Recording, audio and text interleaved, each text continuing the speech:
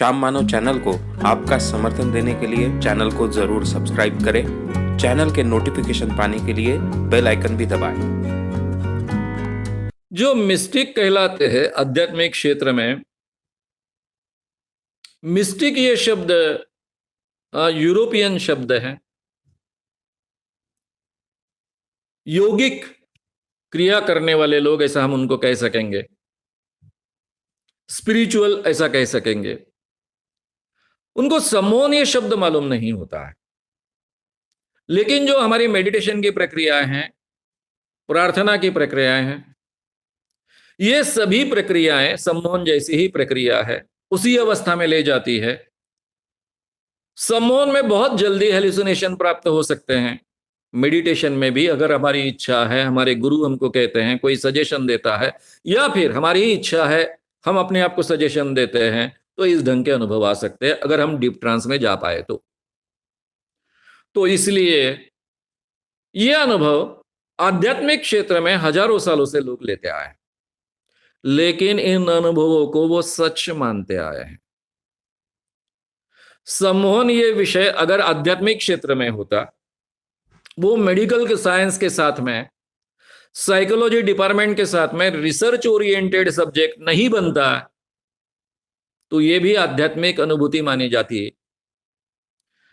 लेकिन ये research oriented subject होने के बाद में इसको बार बार जांचा गया, तब ध्यान में आया कि ये जो अनुभव होते हैं वो काल्पनिक अनुभव होते हैं, सब्जेक्टिव अनुभव होते हैं। उस व्यक्ति को वो सच लगते हैं, लेकिन ये हेलुसिनेशंस हैं। ये बात बार बार सिद्ध हो चुकी है। इसीलिए आध्यात्मिक क्षेत्र के लोग सम्मोहन नाम से बहुत डरते हैं, क्योंकि सम्मोहन ने तो ये सिद्ध किया कि ये सभी का अनुभव काल्पनिक है। आध्यात्म में इन अनुभवों को इतना महत्व दिया जाता है, इतना महत्व दिया जाता है, कि उनको लगता है कि ये अनुभव अगर झूठे हैं, केवल काल्पनिक है, केवल हेलुसिनेशंस है, ये अगर सिद्ध हो जाएगा तो हमारे आध्यात्म का बेस ही निकल जाएगा। इसलिए उसको नकारने की कोशिश करते हैं। लेकिन मित्रों, मेडिटेशन हो चाहे सम्मोहन हो, साइंटिफिकली दोनों एक ही अवस्था है। इनको ट्रांस की अवस्था कहा जाता है। तब अगर इन व्यक्तियों के ईजी जांचे जाए तो ये 8 से 12 साइकिल्स पर सेकंड होते हैं, यानी अल्फा रिदम की अवस्था होती है। साइंटिफिकली ये सम्मोहन ही अवस्था होती है। इसलिए इसमें कोई फर्क करना है तो साइंटिफिकली फर्क नहीं किया जा सकता। अजय खुद इनका एक रिएक्शन था, जो सनातन संस्था के साधक हैं, कि आप कुछ भी बोलते हैं, कुछ भी बताते हैं। अब क्या करे, तुम्हारे डॉक्टर JB आठवले भगवान हैं, विष्णु भगवान का अवतार है, उनका मैं मित्र रह चुका हूं, उनके साथ में बराबरी से बातचीत कर सका हूं, उनकी किताबें पढ़िए। मैंने जो बातें अभी आपको कही है वो सब बातें उनके क्लिनिकल हिप्नोसिस में लिखी हुई है।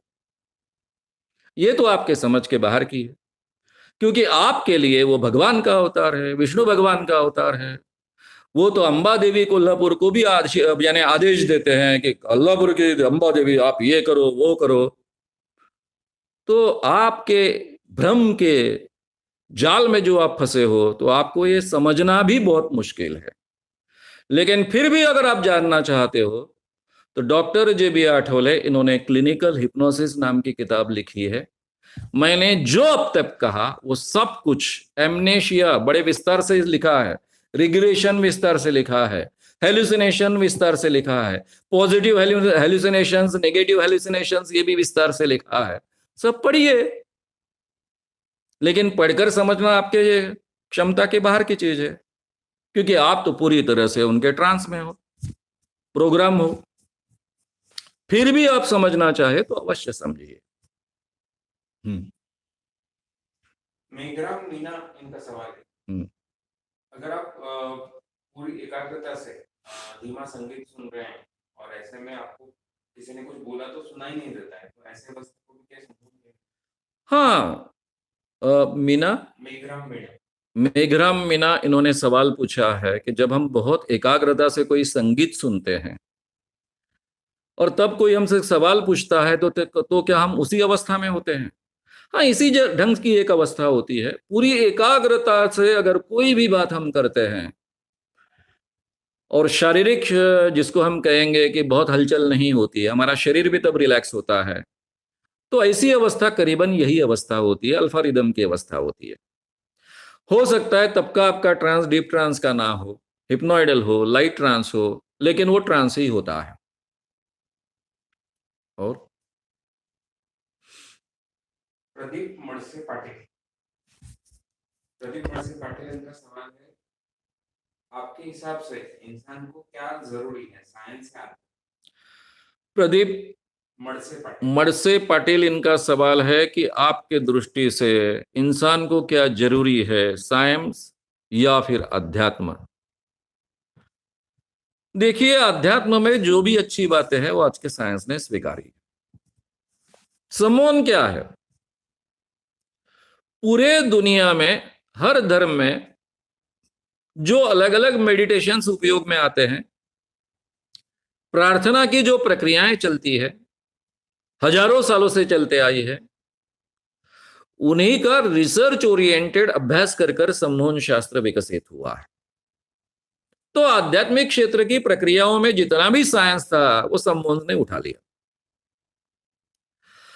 आध्यात्मिक क्षेत्र में जो भी साइंस था वो साइकोलॉजी ने उठा लिया। अलग अलग विषयों ने जो भी सच था वो आध्यात्मिक क्षेत्र का, धर्म के क्षेत्र का, वो उठा लिया है। इसलिए साइंस के अलावा कोई अध्यात्म नाम की चीज इस दुनिया में बाकी नहीं है। जहां से साइंस खत्म होता है वहां से अध्यात्म शुरू होता है, स्पिरिचुअलिज्म शुरू होता है, स्पिरिचुअलिज्म शुरू होता है, आधिभौतिक क्षेत्र शुरू होता है।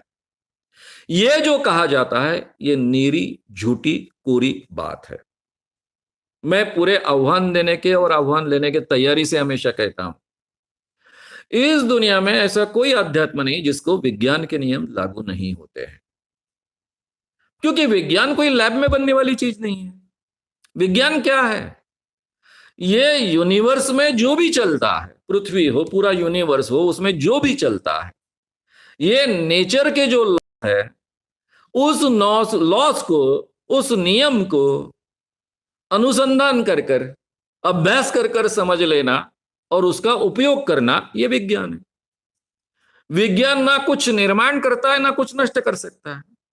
वो केवल इस विश्व के जो लॉज है, नेचर के लॉज है, उसका उपयोग करता है और उसी का आधार उपयोग कर कर नेचर में जो बहुत दीर्घ काल में जो चीज होती है वो कम काल में वो घटित कर सकता है, क्योंकि उन्हीं लॉज का वो उपयोग करता है। अभी मैं आपके सामने बोल रहा हूं, इसमें जो भी प्रकाश किरण के बारे में लॉज है, साउंड के बारे में लॉज है, उन्हीं का उपयोग कर कर ये ट्रांसमिशन हो रहा है, आप तक पहुंच रहा है। ये कोई कृत्रिम नहीं है, ये कोई हमने आसमान से पैदा नहीं किया है, इसी नेचर से प्राप्त किया है। हमारे मोबाइल में का हर हिस्सा इस नेचर में होता है। मैं जिस माइक से बात कर रहा हूं वो माइक का हर हिस्सा इस नेचर में होता है।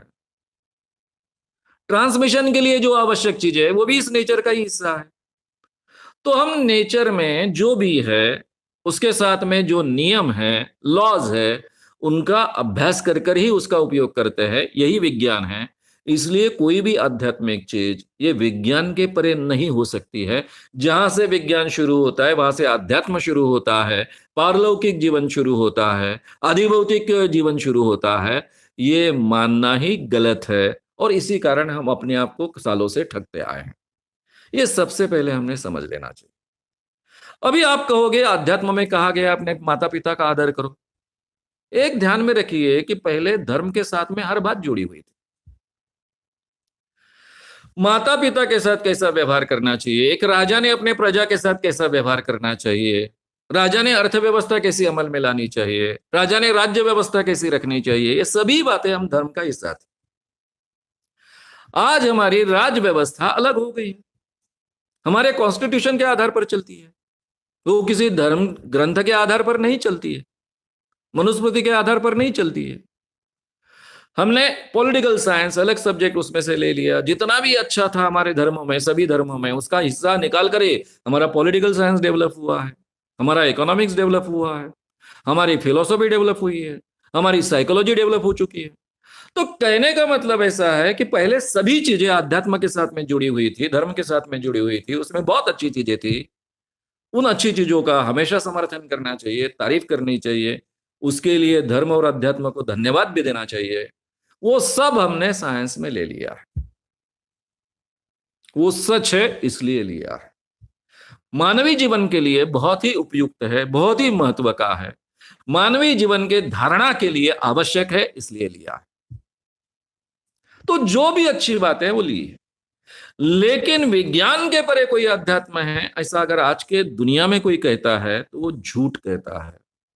उसका कोई प्रमाण आज तक कोई सिद्ध नहीं कर पाया है, और मैं ही गए 35 सालों से आह्वान देते आया हूं, कोई भी सिद्ध नहीं कर पाया है।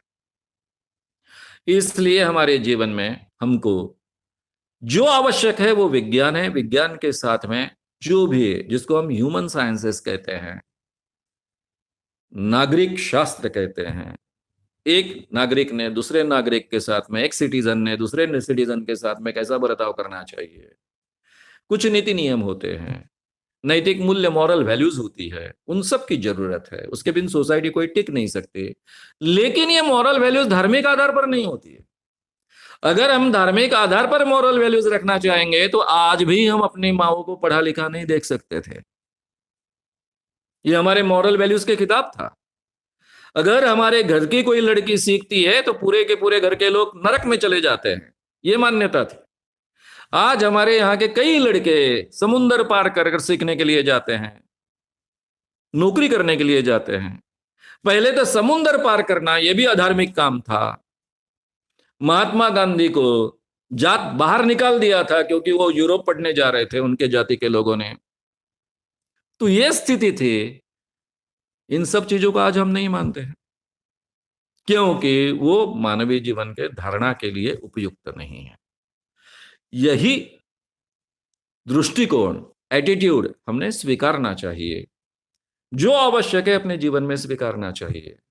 तो जो मानवीय जीवन में आवश्यक मॉरल वैल्यूज है, वो चाहे धर्म में कहे हो, अध्यात्म में कहे हो, वो अगर मानवीय जीवन के लिए अच्छे हैं तो उनको हमने स्वीकारना चाहिए। वो धर्म में कहें इसलिए नाकारना भी नहीं चाहिए। और जो चीज मानवीय जीवन के धारणा के लिए उपयुक्त नहीं है, अच्छी नहीं है, मानवता के लिए, इक्वेलिटी के लिए, फ्रेटर्निटी के लिए, लिबर्टी के लिए, जस्टिस के लिए अच्छी नहीं है, उनको सीधा सीधा नकारने की क्षमता भी हमने रखनी चाहिए। इसी के आधार पर भारत इतना आगे बढ़ रहा है। इसलिए कॉन्स्टिट्यूशन के आधार पर आज हम एक नागरिक कर कर ये सब अधिकार पा चुके हैं। नहीं तो अभी भी छुआछूत होता, इंसान को इंसान नहीं समझा जाता। जो भी दलित जाति में शेड्यूल कास्ट शेड्यूल ट्राइब में पैदा हुआ है, उसका स्पर्श कुत्ते का चलेगा लेकिन उनका स्पर्श नहीं चलेगा। यही जो प्रक्रिया चालू थी हजारों सालों से, वो आज भी चलते रहती। लेकिन आज हम नकारते हैं। हमने नकारना चाहिए, ये हमारा अधिकार है और कॉन्स्टिट्यूशन ने हमको ये अधिकार दिया है। तो इस ढंग से हम अगर सोचेंगे तो ये जो द्वंद हमारे मन में होता है कि क्या अध्यात्म की जरूरत है या फिर साइंस की जरूरत है, ये द्वंद के बाहर हम आ जाएंगे। मेघराम मीणा इनका सवाल है। मेघराम वीणा जी इनका सवाल। अगर हम में से किसी ने अगर हकीकत में माधुरी दीक्षित को नहीं देखा या पता नहीं वो कैसी दिखती है, तो फिर भी क्या समूह में हमें दिखेगी? अच्छा सवाल है। हमने अगर माधुरी दीक्षित को नहीं देखा है और सजेशन दिया गया है कि माधुरी दीक्षित आपको दिख रही है, तो सही में वो दिखेगी? यस, दिखेगी। लेकिन ये माधुरी दीक्षित कैसी दिखेगी वो उस व्यक्ति पर डिपेंड है। अब मुझे बताइए, शंकर भगवान जी को किसी ने देखा है क्या? जब सजेशन दिया जाएगा कि आपको शंकर भगवान जी दिख रहे हैं, तो उसने जो भी टीवी सीरियल देखी होगी, शंकर भगवान जी का फोटो दिखा होगा, उस ढंग से वो शंकर भगवान जी उसके सामने आ जाएंगे। अगर उसने माधुरी दीक्षित को नहीं देखा है तो वो ऐसी ही कोई तो भी स्त्री की कल्पना करेगी जो उसको लगे कि ये माधुरी दीक्षित है। अब जिस लड़की को मैंने कहा था आप मार्गारेट थैचर बनी हैं, उन दिनों में तो टीवी भी नहीं था ना हर एक के लिए उपलब्ध। ये बात 86-87 की है। तब कहां टीवी था? केवल बंबई में टीवी था, बाहर तो कहीं टीवी था नहीं। नागपुर में जस्ट 82 में शुरू हुआ था, गांव गांव में टीवी पहुंचने का था। फिर भी उस लड़के को मार्गारेट थैचर दिखी, वो खुद अपने आप को मार्गारेट थैचर समझ रही है, उसके से ऐसा बर्ताव करने की कोशिश कर रही है। तो कहने का मतलब ऐसा है कि व्यक्ति जैसे सूझेगा वैसी कल्पना करेगा। वो एक्चुअली में सही होनी चाहिए ऐसी आवश्यकता नहीं। अगर वो जानता है तो उसी ढंग से कल्पना करेगा, नहीं जानता है तो अपने ढंग से कल्पना करेगा। ये तो होता है। और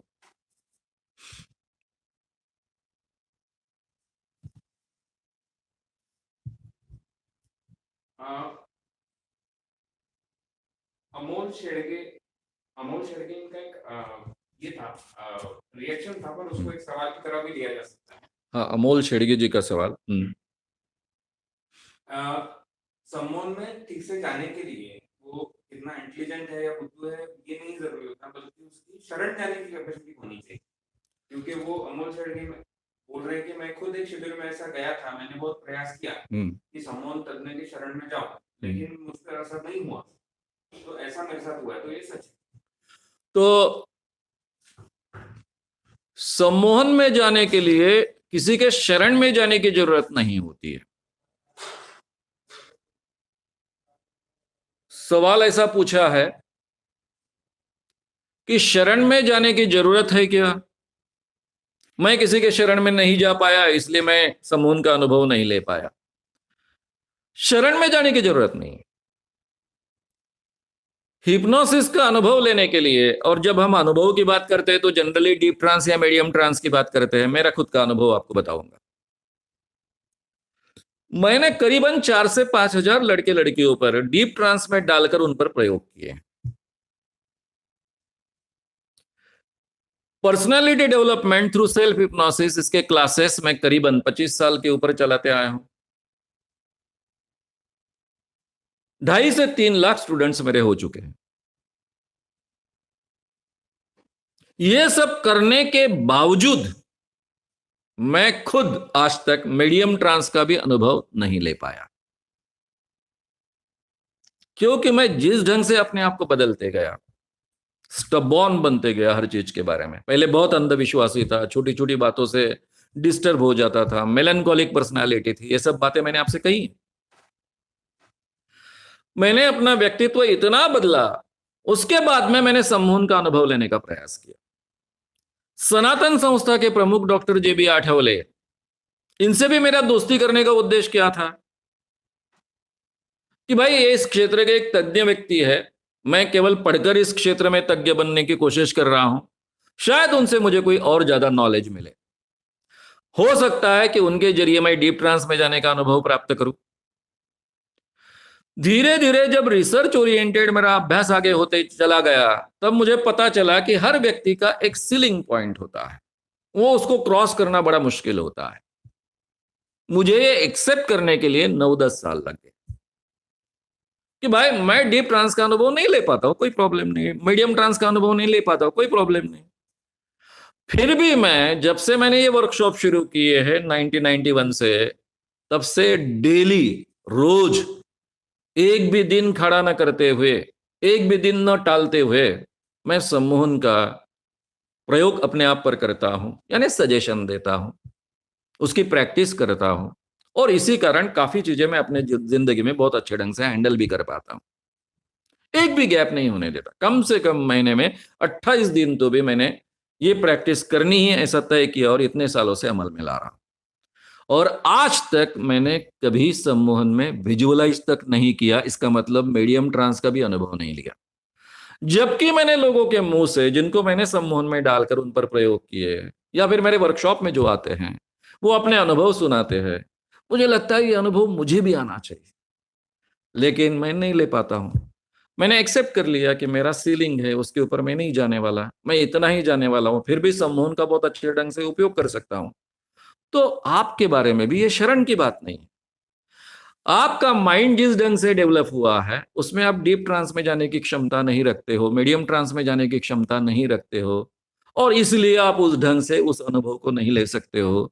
लेकिन हर व्यक्ति, मैं हूं, आप हूं, कोई भी हो, कम से कम हिप्नोइडल स्टेट में और लाइट ट्रांस में जा सकता है। और सम्मोहन के जो भी अपने व्यक्तित्व के लिए फायदे हैं, जिसके बारे में हम आगे के सेशन में बात करने वाले हैं, next Friday, Saturday, Sunday gap है क्योंकि मेरे संगठन का एक महत्व का शिविर है। उसके आगे का जो भी फ्राइडे आएगा तब हम सम्मोहन का आगे का विषय लेंगे। तब ये सम्मोहन के फायदे हमारे जीवन में व्यक्तित्व विकास के लिए हम कैसे ले सकते हैं, उसकी बारीकियों में जाएंगे। तब मैं आपको बहुत अच्छे ढंग से ध्यान में लाकर दूंगा कि कोई भी व्यक्ति जो केवल हिप्नोडियल स्टेट में भी जा सकता है, वो भी इसके सब फायदे उठा सकता है।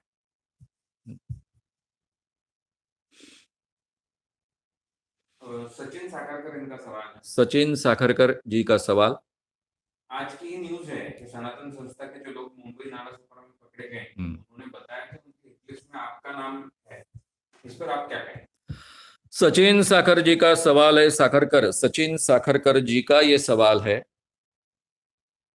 कि जो आज लोग पकड़े गए उनमें कोर्ट में जो हाजिर किया गया, उन लोगों के लिस्ट में, हिट लिस्ट में आपका नाम है। सनातन संस्था के लोग हैं, हिंदू जन जागरण समिति के लोगों को, उनके हिट लिस्ट में आपका नाम है। यानी अभी जो कोर्ट में मेरे को काफी लोगों ने सवाल पूछे, प्रेस से सवाल आए, इलेक्ट्रॉनिक्स मीडिया से सवाल आए, इसलिए मुझे इसकी जानकारी है, अदरवाइज ये जानकारी मुझे नहीं होती, कल होती शायद पेपर पढ़ने के बाद में। तो इसके बारे में आपका क्या कहना है? टोटल 5 व्यक्तियों के नाम है। जितेंद्र आभड़ जी का भी नाम उसमें है। अब मेरा नाम इस लिस्ट में आने के लिए मुझे कोई अचरज नहीं होने की। क्यों अचरज होगा? मैं जानता हूं कि मेरा नाम पहले से हिट लिस्ट पर है। सबसे ज्यादा कड़ाई से और स्पष्ट तरीके से कौन बात करता है सनातन के खिलाफ और हिंदू जन जागरण समिति के खिलाफ? 2005 में जादू टोना विरोधी कानून नागपुर के अधिवेशन में विधानसभा में सम्मत हुआ। तब ये सनातन संस्था के लोग, हिंदू जन जागरण समिति के लोग और ऐसे विचारधारा के लोग उस कानून के बहुत खिलाफ काम कर रहे थे। उनको यह पता ही नहीं चला कि अंदर से मैंने बहुत काम कर लिया। तब मैं 100 से ज्यादा एमएलए से मिला, उनके साथ में बहुत अच्छे ढंग से बातचीत की, सभी पक्षों के जो प्रमुख हैं उनसे बातचीत की, इवन उद्धव जी ठाकरे जी से बात की। तब नितिन जी गडकरी भाजपा के अध्यक्ष थे, केवल वहीं तक सीमित नहीं रहा, मुंडे जी से बात की, बाकी भी पक्ष के जो नेता है भाजपा के, उनसे बातचीत की और सबसे बातचीत कर कर इस ढंग से वो कानून बनाया कि 2005 के 16 दिसंबर में वो नागपुर अधिवेशन में विधानसभा में पारित हुआ। तब इन लोगों के ध्यान में आया कि आदमी गुपचुप गुपचुप काम करता है और अपने ही, वो भाजपा को और शिवसेना को अपना मानते थे, उनको ही तोड़ता है, उनको कन्विंस करता है और कानून जिसके लिए वो बहुत ताकत लगाकर उसका विरोध कर रहे थे वो भी होने की गुंजाइश है। इसलिए उन्होंने 2006 में, जब मेरा व्याख्यान बाल गंधर्व रंग मंदिर पुणे में था, दूसरे दिन, 2 दिन के व्याख्यान चल रहे थे, दूसरे दिन विषय था संत और चमत्कार। उस दिन 1 घंटे का व्याख्यान होने के बाद में एक व्यक्ति आता है स्टेज पर चिट्ठी देने का बहाना लेकर और तुरंत आकर मेरा गला घोटने की कोशिश करता है। मेरी सांस रुक जाती है। ये सब वीडियो कैसेट में रिकॉर्ड हो चुका है। मेरे एक कार्यकर्ता के ध्यान में आता है, वो महाराष्ट्र लेवल का बॉक्सर था, उसके हाथ में एक छोटा सा लठ था, उस लठ से वो जोर से प्रहार करता है उस व्यक्ति पर, उसकी पकड़ ढीली हो जाती है, वो भी गिरता है, मैं भी गिरता हूं, फिर सब लोग स्टेज पर दौड़कर आते हैं, कुमार सप्तर्षि जैसे लोग स्टेज पर दौड़ कर आते हैं, प्रवीण गायकवाड़ वगैरह जो संभाजी ब्रिगेड के लोग हैं वो भी स्टेज पर दौड़ कर आते हैं, बाकी भी बहुत नागरिक लोग स्टेज पर दौड़ कर आते हैं।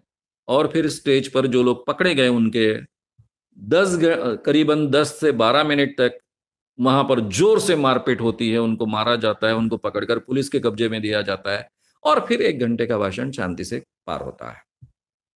पहले 1 घंटा, बीच में 12 मिनट मारामारी, बाद में 1 घंटे का भाषण। अब तब तो मुझे इसका सीरियसनेस ध्यान में नहीं आया, लेकिन जब मैंने वो वीडियो देखा तब मेरे ध्यान में आया कि ये पूरी तरह से मुझे मार डालने की कोशिश थी। ये बात न्यायमूर्ति पीबी सावंत को शेयर की गई। उन्होंने कहा यहां पर अटेम्प्ट ऑफ मर्डर लगना चाहिए, सीधा अटेम्प्ट ऑफ मर्डर दिख रहा है। गृह मंत्री आर पाटिल को ये सीढ़ी बताई गई, तब रामदास जी आठवले मेरे साथ में थे, तब भी उनको कहा गया कि अटेम्प्ट ऑफ मर्डर है, लेकिन सरकार ने सीरियस केस नहीं डाली। क्यों नहीं डाली, क्या नहीं डाली, वगैरह वगैरह सब बातें अलग। तब अगर कड़ी एक्शन ली गई होती, उसके बाद में 2008 में जो बॉम्ब स्फोट हुए भावे नाट्य गृह और गडकरी रंगायतन, तब भी मैं चिल्ला चिल्ला कर कहने वाला था कि इन्होंने किया है। ये लोग पकड़े गए, पकड़े जाने के बाद में जाहिर तरीके से ये बातें मैंने कहनी शुरू की है। चित्रलेखा ने उसका एक विशेषांक भी निकाला है। ये सब बातों से ये पहले से मैं इनके हिट लिस्ट पर था। 2008 में मैंने सरकार को लिख कर दिया था कि ये लोग कल जाकर लोगों को मारेंगे। बॉम्ब अगर बड़े पैमाने पर ये बना नहीं पाते हैं कि जो बड़े विस्फोट कर पाए, ये नोह उनके पास नहीं है, ये तंत्र उन्होंने अभी तक अवगत नहीं किया है, तो ये बंदूकों का, पिस्तौलों का उपयोग कर कर लोगों को मारेंगे। यह मैंने तब लिख कर दिया था 2008 में। और बाद में 2013 में डॉक्टर नरेंद्र दाभोलकर जी की हत्या हुई। जब हत्या हुई उसके दूसरे दिन से ही मुझे पुलिस प्रोटेक्शन कंपलसरी दिया गया। मैंने गृह मंत्री से कहा था कि मेरे लिए संभव नहीं है ये पुलिस प्रोटेक्शन लेकर चलना, मेरा लाइफस्टाइल बहुत अलग ढंग का है, ना ही इतना पैसा मेरे पास है। तब उन्होंने कहा था कि आपको किसने पूछा है कि आपको पुलिस प्रोटेक्शन देना है कि नहीं देना है, वो कंपलसरी आपको है, ये आपके स्वतंत्रता की बात ही नहीं है। क्योंकि नरेंद्र दाभोलकर जी के फोटो के साथ में जो क्रॉस लगाया था इन लोगों ने, उसी ढंग से मेरे भी फोटो पर क्रॉस था, इसलिए मैं भी टारगेट पर था। ये पुलिस के ध्यान में आया था और तब से प्रोटेक्शन चल रहा है।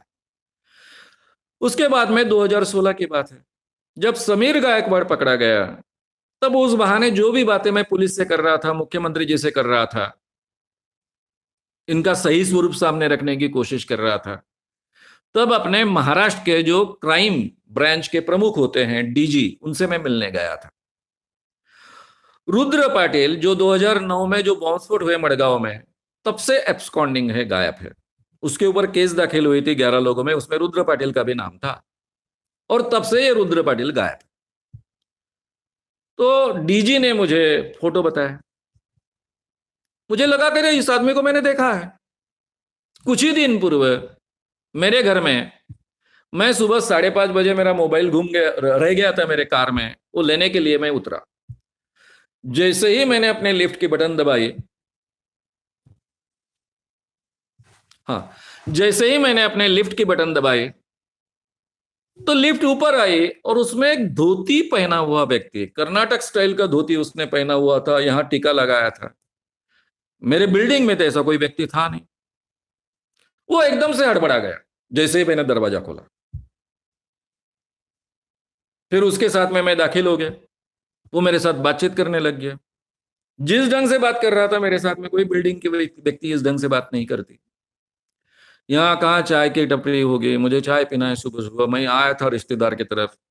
मुझे लगा ये सब झूठी बातें कह रहा है, क्योंकि अब लिफ्ट में था, नीचे लोग थे, 5:30 बजे पूरा बंबई की, यानी लोगों का चलना वगलना शुरू हो जाता है, सब लोग बाहर गिरना शुरू हो जाते हैं, तो नेचुरली वो उसके लिए लिफ्ट में अच्छा समय नहीं होगा। मुझे शक आया, इसलिए मैंने मेरे जो सुरक्षा के लिए मेरे एसपीओ होते हैं उनको कहा, सीसीटीवी से उनके फोटो निकाले गए थे, और मेरे साथ में जो एसपीओ था उसके साथ में वो फोटो ऑलरेडी उसके मोबाइल में था। तो जैसे ही डीजे ने मुझे वो फोटो बताया रुद्र पाटिल के, तो मेरे ध्यान में आया कि शायद वही फोटो है। मैंने मंगाया मेरे एसपीओ से फोटो, और तब हमने देखा, डीजी ने भी देखा, डीजी मुझे कह रहे कि ये तो रुद्र पाटिल है जो 2009 से पुलिस को मिल नहीं रहा, वो आपके साथ में लिफ्ट में था। किस बहाने आया होगा, केवल देखने के लिए आया कि कुछ करने के लिए आया? तो मेरे जीवन को थ्रेट तो पहले से है, यानी सनातन के बारे में, सनातन संस्था के बारे में, डॉक्टर जेबी आठवले को पकड़ो, इन पर एक्शन लो, सनातन पर बंदी डालो, ये टेररिस्ट ऑर्गेनाइजेशन है। चारों व्यक्तियों के मर्डर होने के बाद में पहले पहले चिल्ला चिल्ला कर कहता हूं मैं कि इन्हीं लोगों ने वो मर्डर किए हैं, तो इन लोगों के टारगेट पर मैं पहले से था, मुझे मालूम था, इसलिए मुझे कोई अचरज नहीं लगा। पहली बात। अब मुझे पहले से मालूम है मैं टारगेट में हूं, इसके बावजूद मैं अगर जाहिर तरीके से बोल रहा हूं तो इसलिए मैं पूरी तरह से तैयार हूं। भाई ये अपना जीवन क्या होता है, जीवन खत्म होने के बाद में तो अपने को कुछ पता ही नहीं होता है। मैं हमेशा कहता हूं कि मरना बहुत आसान है, मरने को डरना नहीं चाहिए। मरने के बाद में मैं मरा हूं ये भी मुझे पता नहीं चलता है, ना ही कोई दुख होता है, ना ही कोई आनंद होता है, बस खत्म हो जाता है। तो इसलिए उस चीज को डरने की क्या जरूरत है कि जो कभी ना कभी जीवन में होने ही वाला है। अब ये सवाल है वो सरकार का है, सरकार ने क्या करना है इसके बारे में, ये सवाल तो मेरे लिए है ही नहीं। मैं अपना काम करते जाऊंगा, जो कहना है वो कहते जाऊंगा। जो सच है वो आज तक बोल्डली रखते आया हूं, आगे भी मैं रखते जाऊंगा, उसमें कोई परिवर्तन नहीं होगा।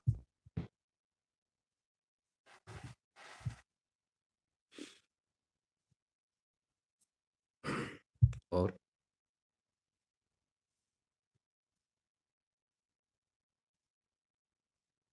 सैयद इरफान अली इनका सवाल है। सैयद इरफान अली इनका सवाल, बाबा लोग हिप्नोसिस का उपयोग करते हैं और अज्ञानवश उसे आध्यात्मिक रूहानी पावर खुद ही समझते हैं। ऐसे बाबाओं को अगर हम ठीक से कन्विंस करें कि हिप्नोसिस है, तो क्या वो समझेंगे क्या, या उन्हें कैसे समझाएं?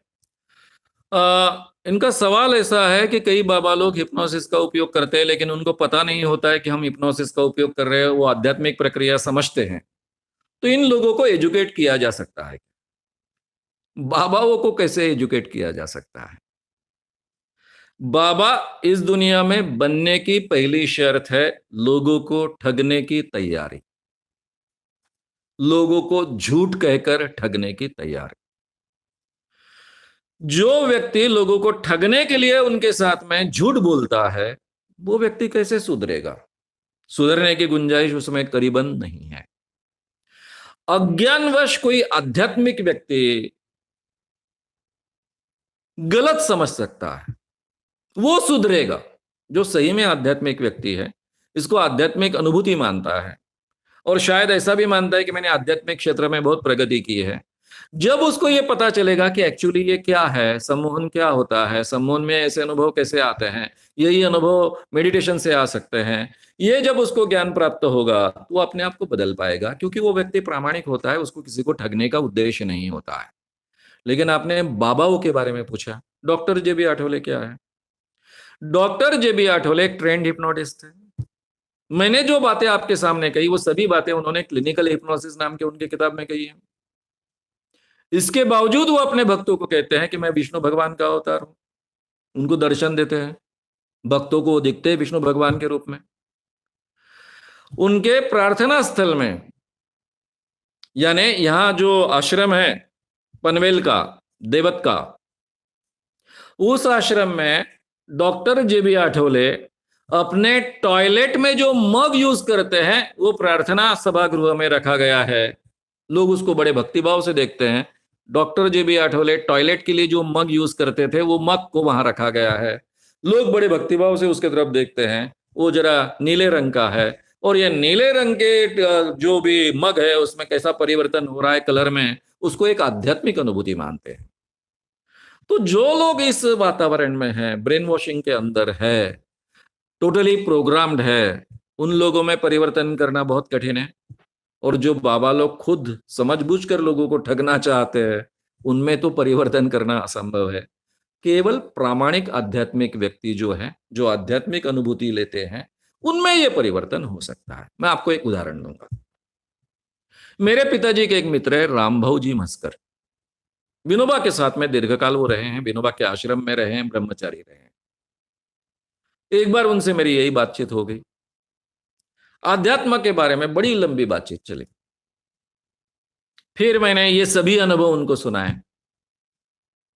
ये आध्यात्मिक अनुभूतियां होती है, वो हेलुसिनेशंस होती है, साक्षात्कार भी हेलुसिनेशन होता है, सिद्ध हो चुका है। मैं कभी विस्तार से आपसे बात करूंगा उसके ऊपर। व्हिटली एंड क्वासाल, इन दो न्यूरोसर्जन ने ये कैसे भ्रम होता है, ये भी केवल हेलुसिनेशन कैसे होता है, ये सिद्ध किया है। ये सब बातें उनके साथ में बहुत विस्तार से की।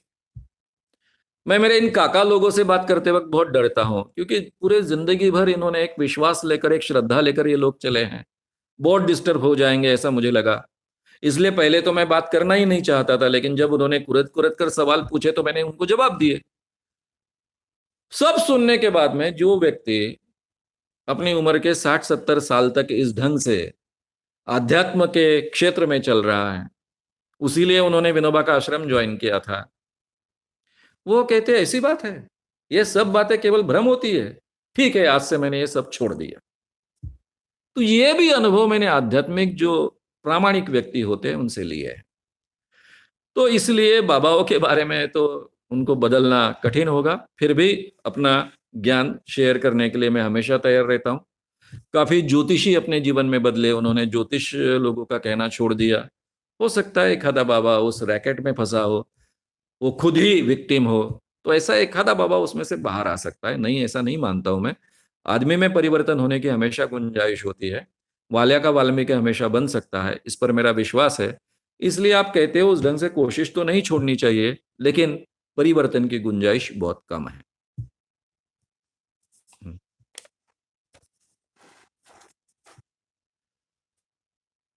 ज्योत्सना बेड से इनका सवाल है। ज्योत्सना बेड से इनका सवाल।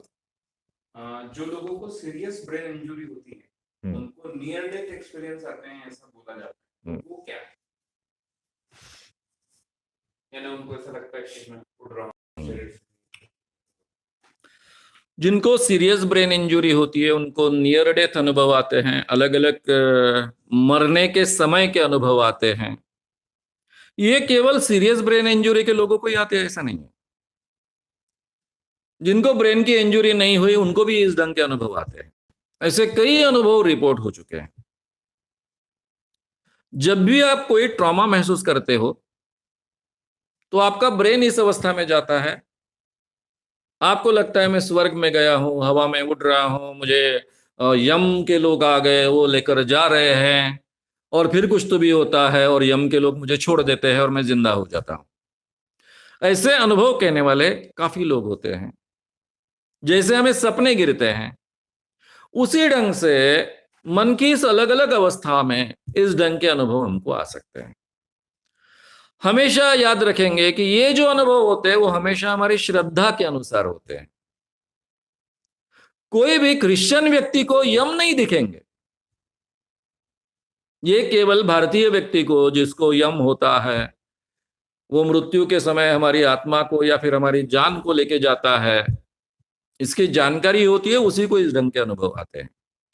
तो ये सब अनुभव भी केवल केवल भ्रम होते हैं, हेल्यूसिनेशंस हो सकते हैं, और कुछ नहीं है। ये हमने समझ लेने चाहिए। और प्रमोद गरडे इनका सवाल है। क्या सम्मोहन से फिजिकल या मेंटल डिसीजेस क्योर किए जा सकते प्रमोद हैं? गरडे। प्रमोद गरडे इनका सवाल है कि क्या फिजिकल जो भी हमारे डिजीजेस है, मेंटल डिजीजेस है, वो सम्मोहन से ठीक हो सकते हैं या नहीं। इसके बारे में मैं विस्तार से जब सम्मोहन पार्ट 3 आपके सामने रख रहा हूं तब आपके सामने रखूंगा। आज इतना ही कहूंगा कि ऐसी कई बीमारियां हैं जिनके बारे में अच्छे ढंग से इंप्रूवमेंट हमको सम्मोहन के जरिए मिल सकते हैं। खास कर जो साइकोलॉजिकल बीमारियां हैं, या फिर जिनको हम मनोकायिक कहा जाता है,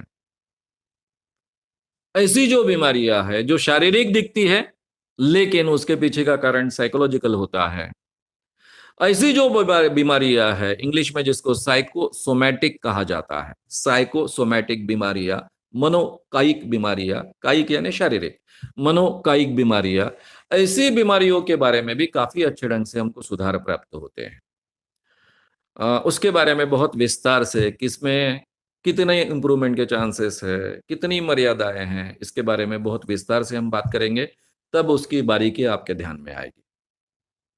आगे कौशिक दवे इनका सवाल है। कई लोगों ने मुझे सम्मोहित करने की कोशिश की, पर मुझे कोई अब तक सम्मोहित नहीं कर पाया। मैं खुद सम्मोहित होना चाहता हूँ, पर फिर भी नाकामयाब रहता हूँ। ऐसा क्यों? नाम कौशिक दवे। कौशिक दवे जी का सवाल है कि मैं अभी तक अच्छे ढंग से सम्मोहित नहीं हो पाया हूं, कोशिश करता हूं लेकिन नहीं हो पाता हूं। यह अनुभव मैंने अपना ही आपको कहा है कि मैंने इतने लोगों को सम्मोहन सिखाया, सम्मोहन के प्रयोग किए, लेकिन मैं भी आज तक मीडियम ट्रांस का या डीप ट्रांस का अनुभव नहीं ले पाया हूं। तो ये अपनी मर्यादा होती है, अपना एक सीलिंग होता है, उसको एक्सेप्ट कीजिए। और ये सीलिंग होने के बावजूद सम्मोहन का अनुभव हम नहीं ले पाते, लेकिन उस प्रोसेस का और उस मेथड का, सजेशन के मेथड का उपयोग कर कर, उस थेरेपीज का उपयोग कर कर हम अपने आप के इम्प्रूवमेंट के लिए उसका बड़ा अच्छे ढंग से उपयोग कर सकते हैं।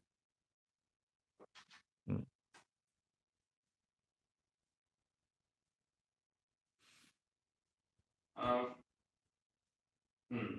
प्रदीप बंसोड़े इनका सवाल है कि आप कैमरा पर बीच बीच में पेपर क्यों डालते हैं?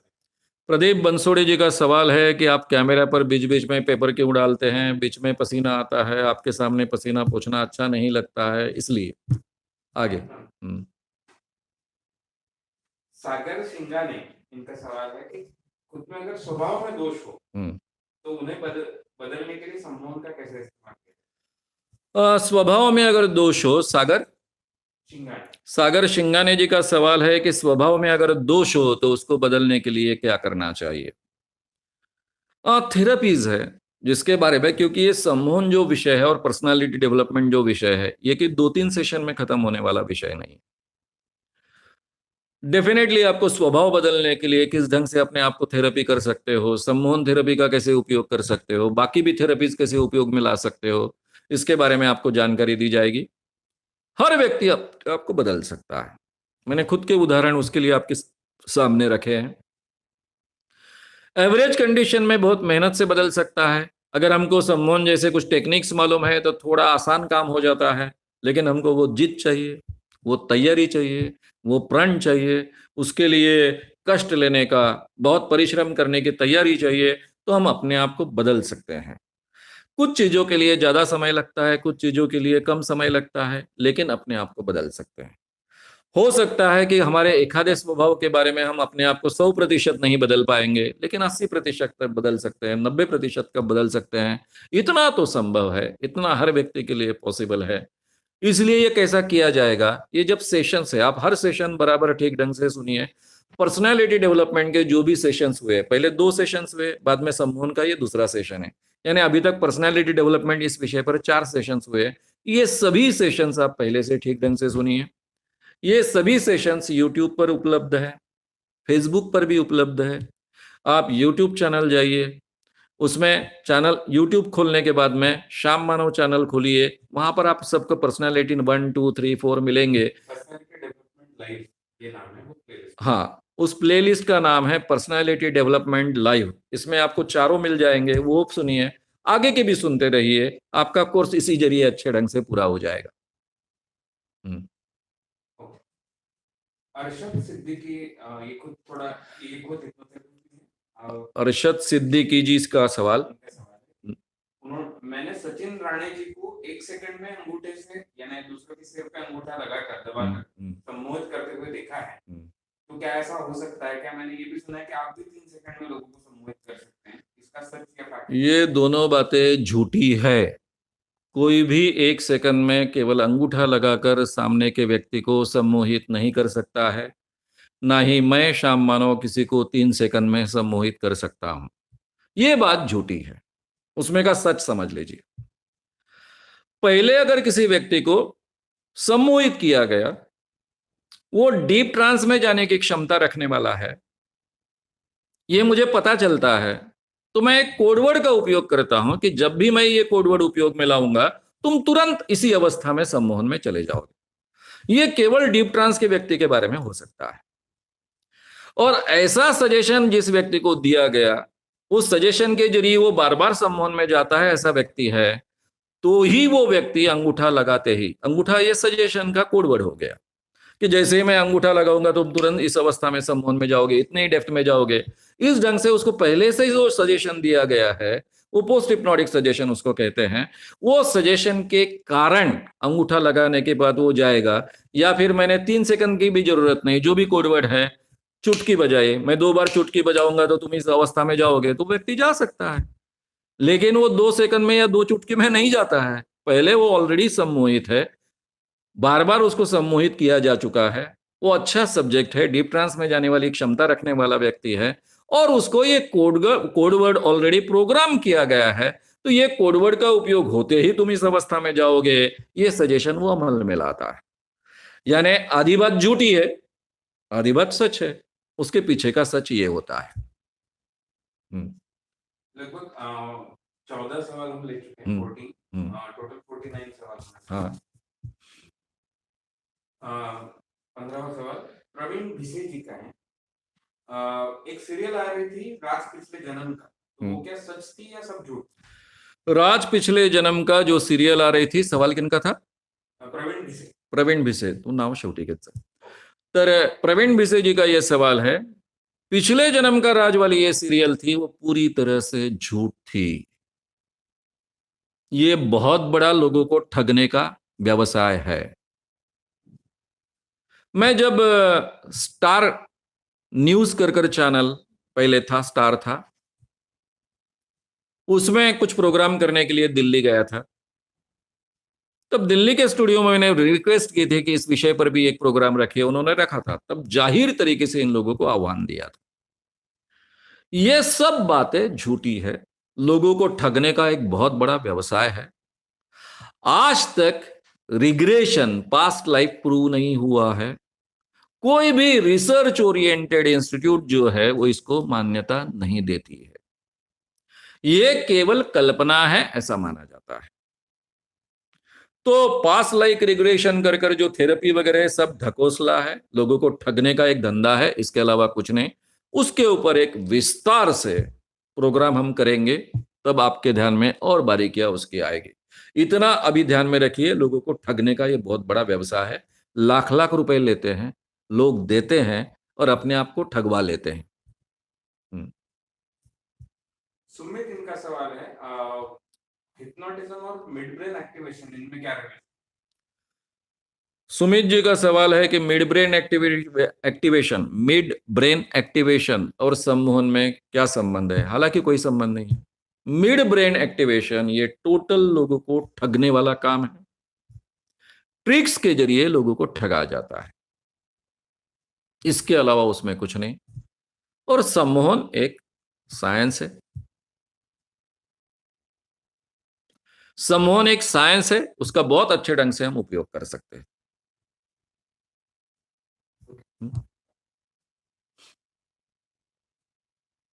किरण मोरे, इनका सवाल है, आप जिस तरह से बता रहे थे कि हिप्नोटिज्म में इतना सब हो सकता है, सच में ऐसा हो सकता है? किरण मोरे जी का सवाल है कि हिप्नोटिज्म में ऐसा सब कुछ होता है, तो सही में ऐसा सब कुछ होता है क्या?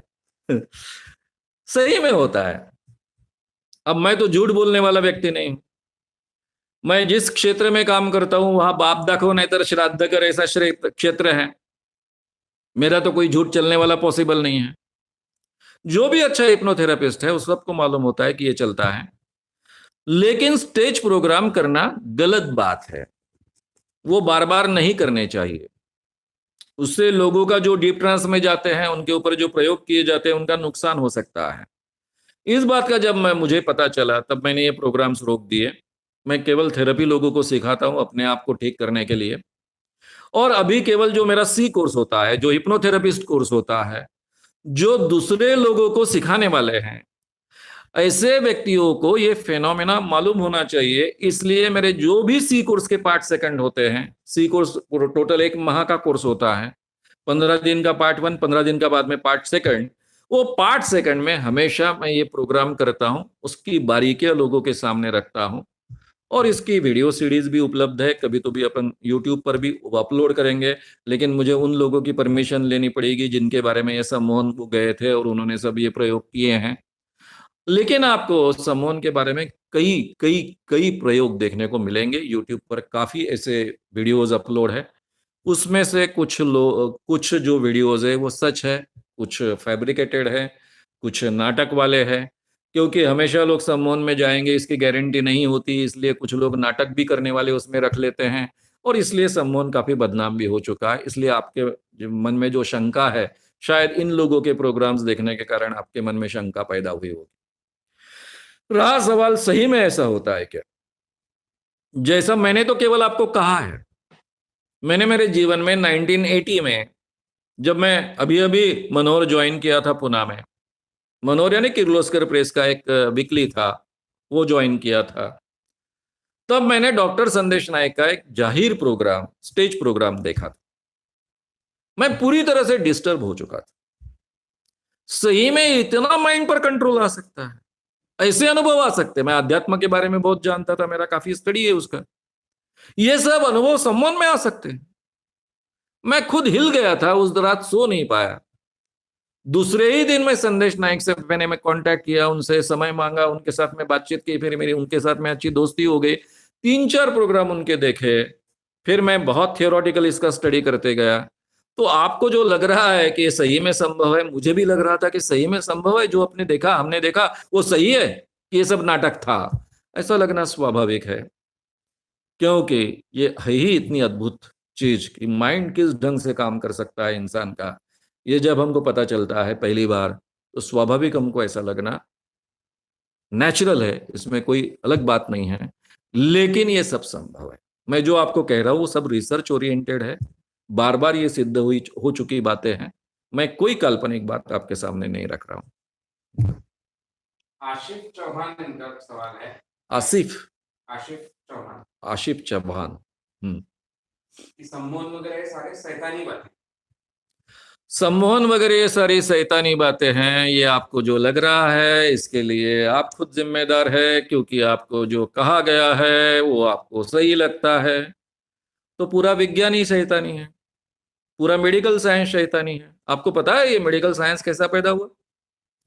पहले जो विचक्राफ्ट चलती थी, चेटुक विद्या इसको कहते हैं, विचक्राफ्ट यानी चेटुक करने वाली जादूगरनी, उसकी जो विद्या थी उसमें से आज का मेडिकल साइंस डेवलप हुआ है, वो भी शैतानी है। उसको भी छोड़ दीजिए। आज के बाद तय कीजिए कि ये शैतानी होने के कारण मैं कोई दवाई नहीं लूंगा, कोई ऑपरेशन नहीं करवाऊंगा, कोई डॉक्टर के पास नहीं जाऊंगा। अगर ये आपके लिए संभव नहीं है, एक विज्ञान को आप स्वीकारते हो तो दूसरे भी विज्ञान को आपको स्वीकारना पड़ेगा। आपके पुराने जो संस्कारों के कारण मत बने हैं उसको नकारना पड़ेगा। हर आध्यात्मिक क्षेत्र के व्यक्ति को इसको नकारना ही होता है, नहीं तो उसके धर्म का जो आध्यात्मिक स्पिरिचुअल आधार है वो हिल जाता है। ये आध्यात्मिक अनुभव जिसको इतना महत्व दिया गया है वो सब हमें ही सिद्ध हो जाते हैं तो पूरी की पूरी उसका फाउंडेशन नींव हिल जाती है। इसलिए आध्यात्मिक क्षेत्र के व्यक्ति का ये डर समझ में आता है। लेकिन आप क्यों डरते हो? विज्ञान को क्यों झुटलाते हो? कि आप भी ऐसा मानते हो अभी तक चांद पर आदमी नहीं जा पाया है, वो झूठी बात है। ऐसे अगर आप भी आज मानने वाले हो तो मैं आपको छोड़ देता हूं, आप अपने भ्रम में रहिए, नो प्रॉब्लम। किरण चौहान इनका सवाल है कि जो आप सनातन के बारे में ये एक अंधश्रद्धा निवारण समिति से ताल्लुक रखते हैं, किरण चौहान, हाँ, कि आप जो ये बोलते हैं कि सनातन के लोग मर्डर करके भूल जाते हैं वगैरह वगैरह, ऐसा कुछ हो नहीं सकता सम्मोहन के कारण, ये कहीं प्रूव नहीं हो सका। तो आप जो कहते हैं सम्मोहन के बारे में ये सब गलत है, आप ये झूठी चीजें फैलाना बंद कीजिए। ये कौन बोल रहा है? किरण चौहान। भाई जी, आपका सम्मोहन का कितना अभ्यास है? कुछ जानते हो कि अंधविश्वास के क्षेत्र में काम करने के कारण आपको कुछ भी बोलने का अधिकार प्राप्त होता है। सबसे पहले यह ध्यान में रखना चाहिए कि जिस बारे में अपने को जानकारी नहीं वहां मुंह नहीं डालना चाहिए। मैंने डॉक्टर जेबी आठवले जो खुद ये करते हैं, उनके क्लिनिकल हिप्नोसिस में क्या लिखा है वो जाहिर तरीके से सनातन के बारे में जो 2 प्रोग्राम किए उसमें कहा है। आप चाहे तो पेज नंबर से लेकर सब कुछ दिया जा सकता है। कोई भी हिप्नोथेरेपिस्ट दुनिया का हो जिसको हिप्नोथेरेपी की अच्छी जानकारी है, उसमें एमनेशिया का चैप्टर निकालिए। ये एमनेशिया कैसे क्रिएट किया जाता है ये आप उसको देखिए। डॉक्टर जेबी आठवले के क्लिनिकल हिप्नोसिस में ये भी लिखा है स्पाई के लिए इसका कैसा उपयोग किया जाता है। क्योंकि स्पाई की सबसे बड़ी दिक्कत होती है कि जब भी वो दूसरा देश उसको पकड़ता है तो जानकारी जो शेयर करता है उससे बहुत बड़ा नुकसान उस देश का हो सकता है। इसलिए स्पाई को जो जो जानकारी होती है, बहुत महत्व की जानकारी होती है, वो जानकारी देते वक्त उसके साथ में उसको सम्मोहन में डालकर उसको कोडवर्ड दिया जाता है। और जब तक ये कोडवर्ड का उपयोग नहीं किया जाएगा तब तक इस बात का तुमको बिल्कुल याद नहीं आएगी, ये बात ही तुम्हारे दिमाग में नहीं रहेगी। इस ढंग से एमनेशिया क्रिएट किया जाता है।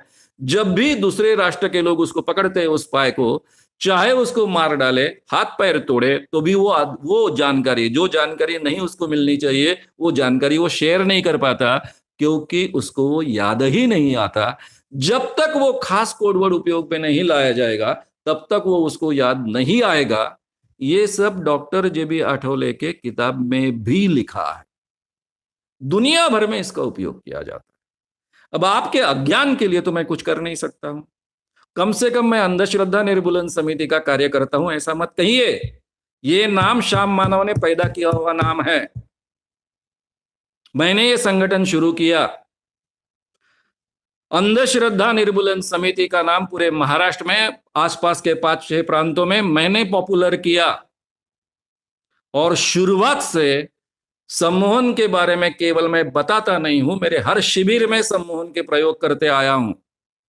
तो कम से कम अंधश्रद्धा निर्मूलन समिति, ये नाम तो छोड़ दीजिए, उस नाम के साथ में तो मत जुड़िए। अगर आपको मेरी बात झूठी लगती है तो अंधश्रद्धा निर्मूलन समिति नाम कैसे क्या आप उपयोग में लाते हो? ये नाम चुराते वक्त आपको कुछ नहीं लगा? एक बात को नकारना, दूसरी बात को स्वीकारना, ये स्वतंत्रता आपको किसने दी? ठीक ढंग से जब आप ढूंढिए और हिम्मत है तो चैलेंज दीजिए। आपको कौन से प्रूफ चाहिए? थोड़ा पढ़िए, जानिए और समझिए। और जो मैंने सनातन के 2 सीरीज यानी 2 प्रोग्राम किए हैं, उसमें विस्तार से कहा है कि हर जगह इसका उपयोग करने की जरूरत नहीं होती है। हर जगह इसका उपयोग किया होगा इसकी कोई गारंटी नहीं है, लेकिन इस ढंग से इसका उपयोग हो सकता है। और कहां कहां इसका उपयोग हुआ होगा ये भी मैंने जानकारी के साथ में बातें रखी है। तो कृपया आप अपने आप को बहुत सर्वज्ञ मत समझिए। आपको यह अधिकार किसी ने नहीं दिया है। जो साइंस है, जिस चीज को बारे में, जिस चीजों के बारे में आपको पता नहीं है वहां बोलने की जरूरत मत कीजिए, और कम से कम अंधश्रद्धा निर्मूलन समिति का नाम तो मत लीजिए, वो आपको अधिकार नहीं है। प्रहलाद माड़ी इनका सवाल है, कोर्ट जेबी आठवले इनका पॉलीग्राफ टेस्ट करेगा क्या? उसका कुछ फायदा होगा? कोर्ट डॉक्टर जेबी आठवले का पॉलीग्राफ टेस्ट करेगा क्या? हालांकि डॉक्टर जेबी आठवले के कोई भी टेस्ट करने की जरूरत नहीं है। डॉक्टर जेबी आठवले इन्होंने काफी चीजें किताबों में लिख कर रखी है। इंसानों को क्यों मारना है, कैसे मारना है, किस ढंग से मारना है, ये अलग अलग किताबों में लिखा है। सनातन प्रभात में लिखा है, उनके नाम से लिखा है। ऑलरेडी सब प्रूफ्स हैं। पुलिस ने उनके पास जाना, उनको इंट्रोगेशन करना, और वो अगर नकारते हैं तो फिर आगे का सवाल आप जो पूछ रहे हैं वो सवाल आएगा। लेकिन मुझे लगता है जो आदमी इतना ओपनली लिखता है वो नकारेगा क्या नहीं, ये जरा देखना चाहिए। अगर आप वो नकारने वाले होंगे तो आप कोई भी टेस्ट के जरिए उनसे कुछ अलग से निकलवा सकोगे, ये भी पॉसिबल नहीं है। जो आदमी दूसरों को इस ढंग से ट्रेन करता है वो अपने आप को भी इस ढंग से ट्रेन कर सकता है। तो इसलिए ये टेक्निक्स उनके बारे में कितने उपयोगी आएंगे आई एम डाउटफुल, लेकिन स्ट्रेट वे उनको कन्फ्रंट कर भी काफी बातें निकाली जा सकती। ज्योत्सना बेड़से इनका सवाल है, पैरानॉर्मल एक्सपीरियंस होते हैं वो तो सभी को एक साथ होते हैं ऐसा लगता है, पूरी फैमिली को हो सकते हैं। और जैसे कि उसको लेकर ऐसा समझ आता है कि कुछ जगह हॉन्टेड है, वहां पे पैरानॉर्मल चीजें हैं तो वहां पे जाने नहीं दिया जाता। तो फिर हेलुसिनेशन, और ऐसा सरकार भी वो पे लोगों को नहीं जाने देती, जैसे कि मुकेश मिल्स या भानगढ़ फोर्ट, यहाँ पे सरकार भी लोगों को नहीं जाने देती। अगर ये सारे हेलुसिनेशन हैं तो फिर ऐसे प्लेसेस को फुल टाइम ओपन क्यों नहीं किया जाता सरकार की तरफ? नाम क्या बोला?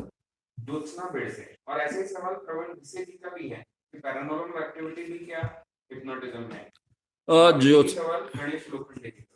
ज्योत्सना बेड़से, प्रवीण भिसे, गणेश लोखंडे, इन तीनों का सवाल ऐसा है कि जहां पर ऐसी हॉन्टेड प्लेसेस होती है, पैरानॉर्मल जो भी इस ढंग की एक्टिविटीज चलती है, वहां पर सरकार भी लोगों को नहीं जाने देती और लोगों को ऐसे अनुभव आते हैं। उन्होंने नाम लिया कौन सा कंपाउंड?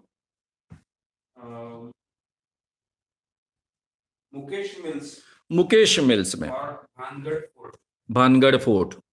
अब भानगढ़ फोर्ट की तो मेरे को जानकारी नहीं, लेकिन मुकेश मिल्स में लगातार कई बार सिनेमा के शूटिंग होते हैं। मेरे कई दोस्त वहां करते हैं, किसी को तो कोई अनुभव नहीं आता। अब आप कहोगे इतने बड़े लाइट्स होते हैं, कैमरामैन होता है, बाकी के लोग होते हैं, इसलिए नहीं आते हैं उनको अनुभव। कई बार शूटिंग होता है मुकेश मिल्स में। रहा सवाल ऐसी हॉन्टेड प्लेसेस में, हम खुद रहकर आए, कई जगह पर रहकर आए, देखा है, ऐसा कुछ अनुभव नहीं आता है। ये केवल हमारे वहम है। अगर पहले से हमारे दिमाग में इस ढंग के वहम हैं तो शायद हमको इस ढंग के हेलुसिनेशंस हो सकते हैं, महसूस हो सकता है, डर महसूस हो सकता है। इसके अलावा इसमें कुछ भी नहीं है। सबसे पहले आप 2 बातों को समझ लीजिए। साइकियाट्री नाम की एक शाखा है, जो मेडिकल साइंस की शाखा है। वो शाखा ये मानकर गए 100 सालों से काम कर रही है कि इस दुनिया में कोई आत्मा नहीं होती है। पूरा मेडिकल साइंस ही आत्मा नहीं मानता है। कोई हॉन्टेड प्लेसेस नहीं होती है, कोई भूत नाम की चीज नहीं होती है। और आज तक उनको उसके विरुद्ध में कोई प्रमाण नहीं मिला है। इसीलिए वो अलग-अलग बीमारियां ढूंढ पाए हैं। उनके बारे में उसके जो सुधारने की प्रक्रियाएं हैं, दवाइयां हैं, उपचार है, वो ढूंढ पाए हैं।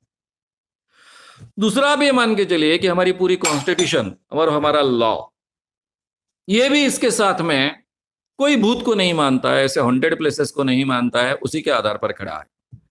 नहीं तो कोई भी दावा करेगा कि भूत ने ऐसा कर दिया, भूत ने वैसा कर दिया, इस ढंग का कुछ भी नहीं होता है। या फिर कुछ कहेगा कि भूत ने मार दिया, ये कभी लॉ एक्सेप्ट नहीं करता है।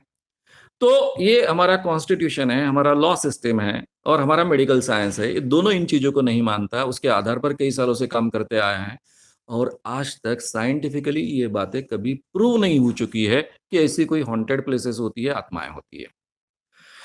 रहा सवाल सरकार के कुछ लोग मानते हैं कि नहीं, भाई मानते हैं ना।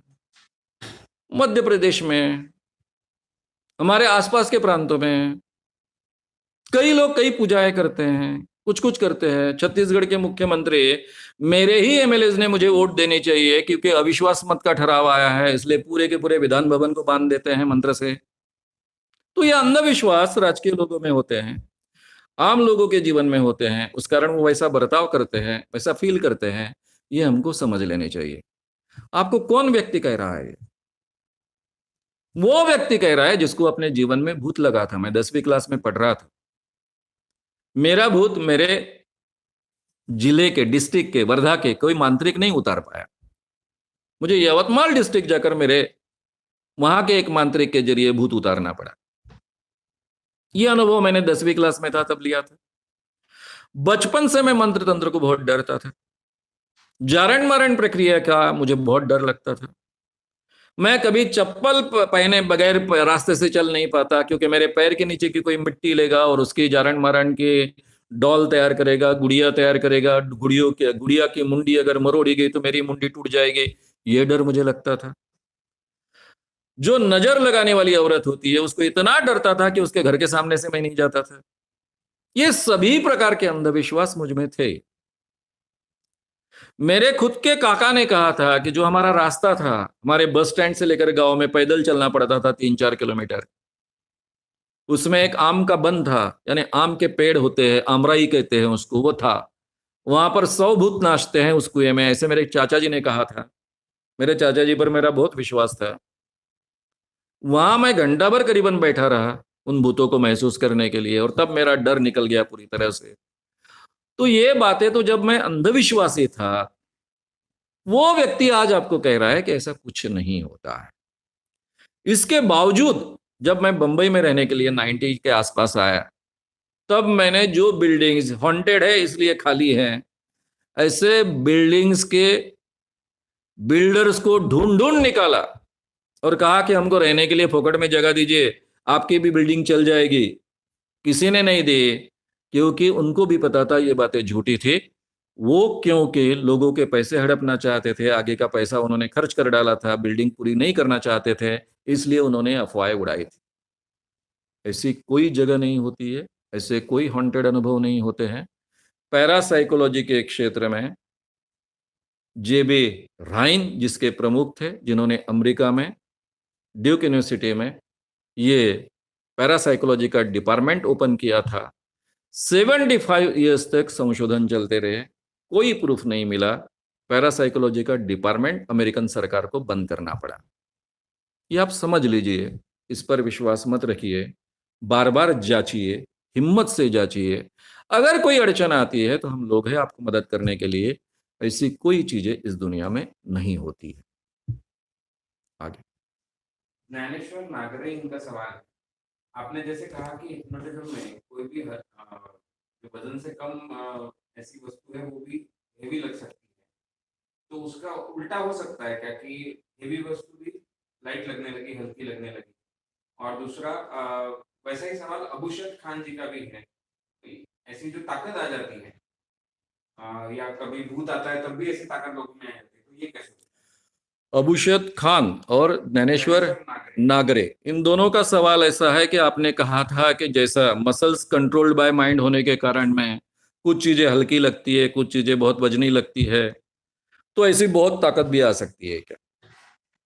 उसको शारीरिक मर्यादा है। मैंने आपको उदाहरण दिया था कि थर्मास 3-3 4-4 लोग उठाने की कोशिश कर रहे हैं, उठ नहीं रहा है, लेकिन कुर्सी फूलों जैसी हल्की है ऐसा कहने के बाद में वो तुरंत उठा के फेंक देते हैं। कौन सी कुर्सी उठाकर फेंकेंगे? 10 किलो की, 15 किलो की, 20 किलो की कुर्सी उठाकर फेंक देंगे। अगर एक आधी कुर्सी 200 किलो की बना के रखेंगे तो उठाकर नहीं फेंक देंगे। उनको लगेगा ये फूल जैसी हल्की है, लेकिन वो उनसे उठेगी नहीं। फिर वो कुछ बहाना बनाएंगे कि उन्हें उठी उसके लिए। ये एक्सेप्ट नहीं करेंगे कि ये कुर्सी बजनी है, ये बिल्कुल एक्सेप्ट नहीं करेंगे कि ये बहुत बजनी है इसलिए मैं उठा नहीं पा रहा हूं। वो बोलेगा ये फूल जैसी हल्की है, लेकिन किसी कारणवश मैं नहीं उठा रहा हूं, मुझे कंटाला आ गया है, बोर हो गया हूं, या फिर अभी नहीं मुझे ये काम करना है। ऐसे 10 बहाने बनाएगा, लेकिन वो कुर्सी उससे उठाकर फेंकना उसको संभव नहीं होगा। तो हमारी जो शारीरिक मर्यादा है उसको हम ओवरकम नहीं कर सकते। वो मर्यादाएं हैं, भ्रम की अवस्था में भी वो मर्यादाएं कायम होती है।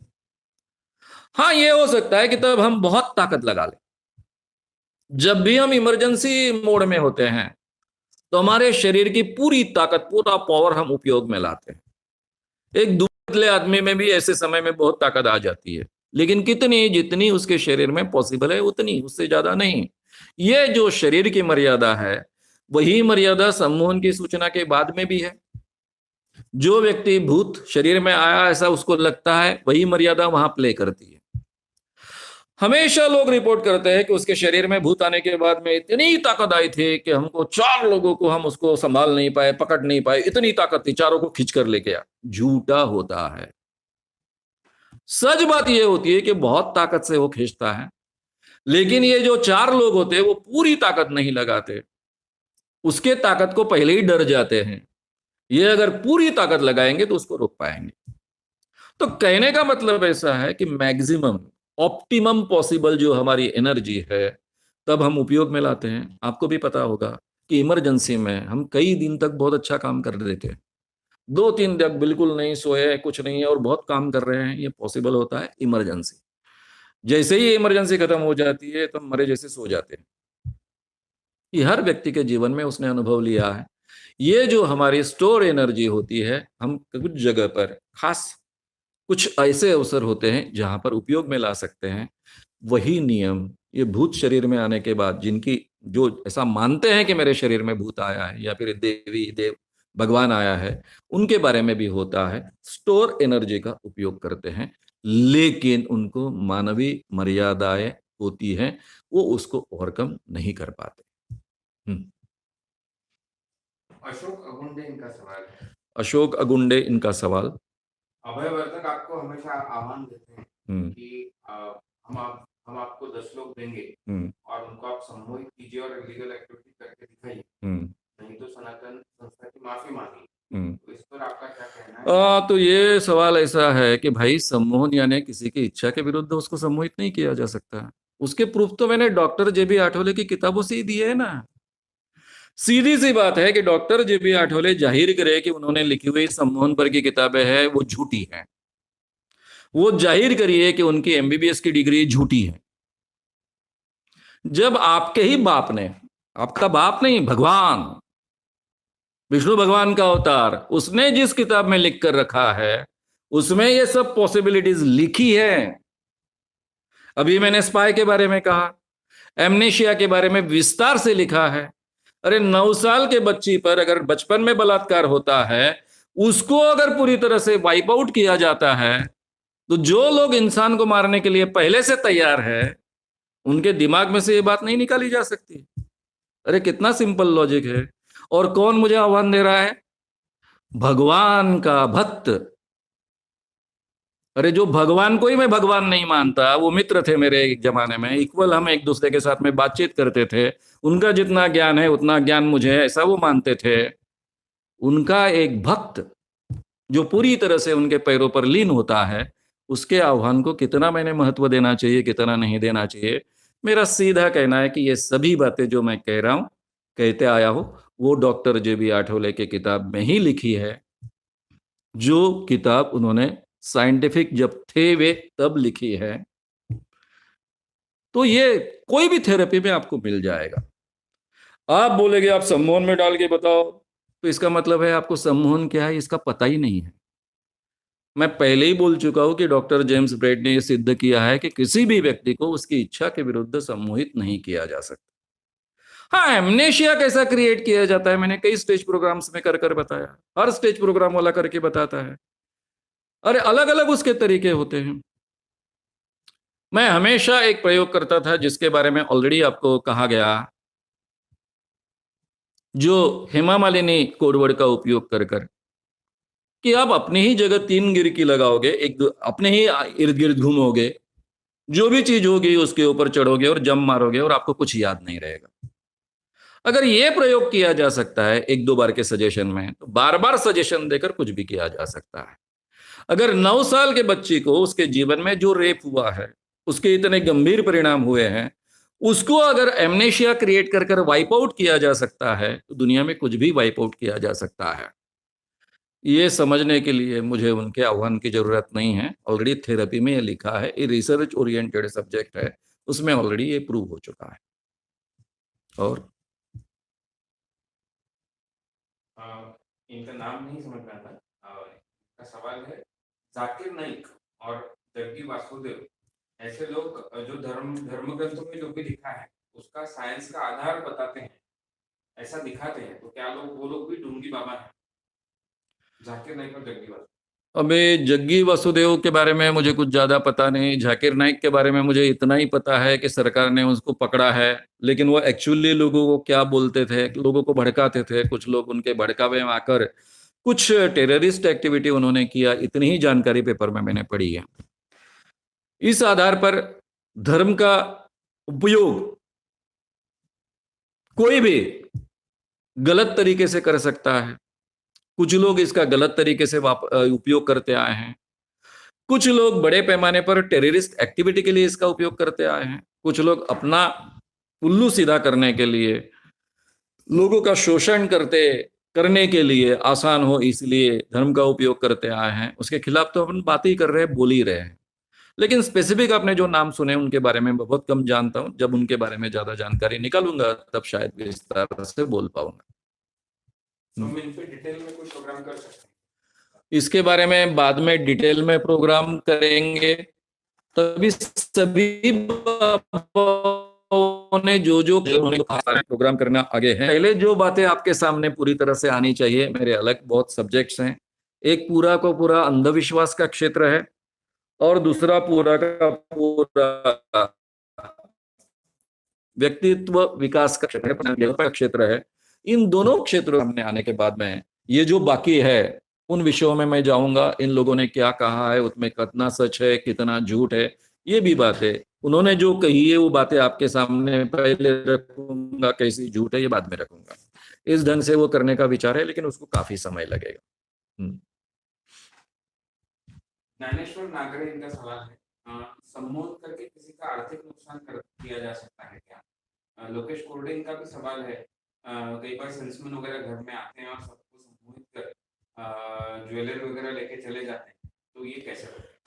बेसिकली ये जो सवाल आपने पूछा है, लोकेश कोरडे और ज्ञानेश्वर नागरे, इन दोनों ने जो सवाल पूछे हैं कि कई बार सम्मोहन में डालकर आपका आर्थिक नुकसान किया जाता है या फिर कोई सेल्समैन घर में आता है और आपके गहने ले जाता है, इसमें सम्मोहन का कोई भी संबंध नहीं है।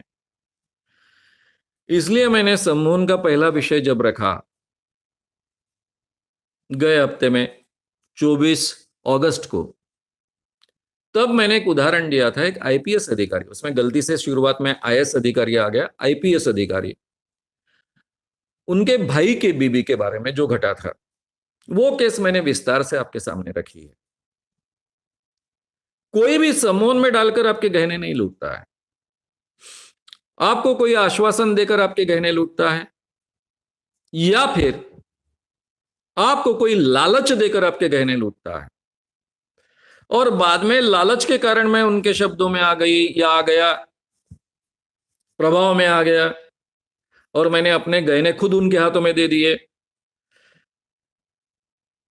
ऐसा कहना हमको अच्छा नहीं लगता है, इसलिए हम कहते हैं कि सम्मोहन के कारण ऐसा हुआ है। अभी आम बात आप बार बार पेपर में सुनते आए हो, पढ़ते आए हो, टीवी पर देखते आए हो कि कोई तो भी आता है, एक आधी बुढ़ी औरत को कहता है, पुलिस का बेस में आता है, कहता है मैं पुलिस हूं, आप सबले अपने गहने निकाल डालो, यहाँ बहुत चोर है, कहीं भी आपके गले में से मंगलसूत्र और गहने ले जाएगा, और एक कागज की पुड़ी में बांध कर देता है, और वो कागज की पुड़ी अपने पास रखता है और पत्थर वाली कागज की पुड़ी उस बूढ़ी औरत के सौंप देता है। अब ये ट्रिक की बात होगी, फंसाने की बात होगी, इसका सम्मोहन का कोई संबंध नहीं। अब मैं लोगों के सामने निकालता हूं, अंगूठी निकालता हूं, सोने का हार निकालता हूं, ध्यान में नहीं आता कि कहाँ रखा है। तो आम आदमी इसके बारे में ट्रेंड नहीं होता है, इसलिए वो कागज की पुड़ी उसको लगता है मेरे सामने बांधी है, मेरे पर्स में रखी है, तभी वो बदल देता है। इस ढंग से लूटा जाता है। ये कितनी बार केसेस हमने पढ़ी है, ध्यान में लाइए, तो आपके ध्यान में आएगा कि इसका सम्मोहन से कोई संबंध नहीं है। कोई भी व्यक्ति प्रभावी तरीके से बात करता है, उसको भी हम सम्मोहन ये शब्द उपयोग में लाते हैं, लेकिन वो सम्मोहन प्रोसेस के बिना नहीं होता है। किसी व्यक्ति को फट से बोल दिया और कर दिया, ऐसा बहुत असंभव होता है। बहुत ही हाइपर सजेस्टिबल जो लोग होते हैं उनके बारे में ऐसा शायद हो भी सकता है, लेकिन ऐसे सभी लोग नहीं होते हैं। लेकिन ये आम बातें जो कही जाती है उसमें तथ्य नहीं होता है। और एबीडी व्लॉग्स ऐसा एक यूट्यूब का चैनल है, उनका सवाल है, हम्म, क्या लेडीज को सम्मोहन में डालकर मॉलेस्ट किया जाता क्या लेडीज को सम्मोहन में डालकर मॉलेस्ट किया जा सकता है? किनका सवाल है? है? ABD vlogs. एबीडी भिलॉक्स इनका सवाल है। ये देखिए, किस व्यक्ति को सम्मोहन में डालकर मॉलेस्ट किया जा सकता है? जिसको कोई मॉरल वैल्यूज नहीं है, जो उसको मॉलेस्टेशन नहीं समझता है, ऐसे व्यक्ति को सम्मोहन में डालकर उनके साथ में संबंध बनाए जा सकते हैं। ऐसे व्यक्ति के साथ में सम्मोहन में न डालकर भी संबंध बनाए जा सकते हैं। यानी में सम्मोहन में डालने के कारण कोई फर्क नहीं गिरता। जिस व्यक्ति के मोरालिटीज स्ट्रांग है, अपने पति के बगैर या फिर बॉयफ्रेंड के बगैर किसी के साथ में संबंध आना गलत मानती है ऐसी व्यक्ति, ऐसे व्यक्ति को सम्मोहन में डालकर उसके शरीर का शोषण नहीं किया जा सकता। वो स्ट्रांगली उसको अपोज करेगी, सम्मोहित अवस्था में भी उसको अपोज करेगी। ऐसे व्यक्ति को जागरूक अवस्था में भी आप मॉलेस्ट नहीं कर सकते हो, यानी उसकी मर्जी से या फिर उसका विरोध न होते हुए मॉलेस्ट नहीं कर सकते हो, सम्मोहन में डालकर भी नहीं कर सकते हो। उल्टा सम्मोहित अवस्था में ज्यादा स्ट्रांग तरीके से मॉरलिटी अमल में आती है, क्योंकि वो उसके व्यक्तित्व का हिस्सा होती है। कहने का तात्पर्य है कि एक बॉस है, वो बॉस के हाथ के नीचे काम करने वाली एक लेडी है, उसको मालूम है कि बॉस अभी मुझे मॉलेस्ट करने की कोशिश कर रहा है या फिर मेरे साथ संबंध बनाने की कोशिश कर रहा है, वो उसको मॉरलिटी के अनुसार मान्य नहीं है, तब शायद लॉजिकली ये विचार कर सकती है कि जाने दो, थोड़ा ध्यान ना दो, उसको जो करना है करने दो, उसके बहुत फायदे मुझे मिलने वाले हैं। तो शायद सम्मोहन की अवस्था में न होते हुए वो लेडी कुछ एडवांसेस सहन करेगी, लेकिन एक हद से ज्यादा शायद उसकी मॉरलिटी जागेगी और उसको अपोज करेगी। लेकिन अगर वो सम्मोहन में है, उसकी मॉरलिटी अगर स्ट्रांग है, ये बॉस थोड़ा भी प्रयास करना शुरू करेगा तो शुरुआत में ही उसको अपोज करेगी, क्योंकि उस वक्त कोई भी लॉजिकल थिंकिंग काम न करने के कारण उसकी मॉरलिटी अंदर से काम करेगी और तुरंत विरोध करना शुरू करेगी। ये बार बार प्रूव हो चुका है। डॉक्टर जेम्स ब्रेड ने सिद्ध करने के बाद ही मेडिकल साइंस में इसका जो डर पैदा हुआ था, क्योंकि तब बहुत स्टेज प्रोग्राम्स चलते थे, पार्टीज में स्टेज प्रोग्राम्स होते थे, होटल्स में स्टेज प्रोग्राम्स होते थे, और लोगों के मन में बहुत डर तैयार हुआ था। तो उसके बाद में ये डर निकालने के लिए डॉक्टर मैंने जिनका नाम लिया जेम्स ब्रेड, इनके संशोधन बहुत काम में आए और उसके बाद में सम्मोहन का मेडिकल साइंस में साइकोलॉजी डिपार्टमेंट के साथ में उपयोग होना शुरू हुआ। तो ये भी आप एक पूरी हिस्ट्री ध्यान में रखिए। और जब थेरेपी के लिए इसका बड़े पैमाने पर उपयोग हुआ, तब स्टेज प्रोग्राम्स पूरी तरह से बंद किए गए। केवल मनोरंजन के लिए सम्मोहन का उपविषयों में उस पर पाबंदी है। हाँ।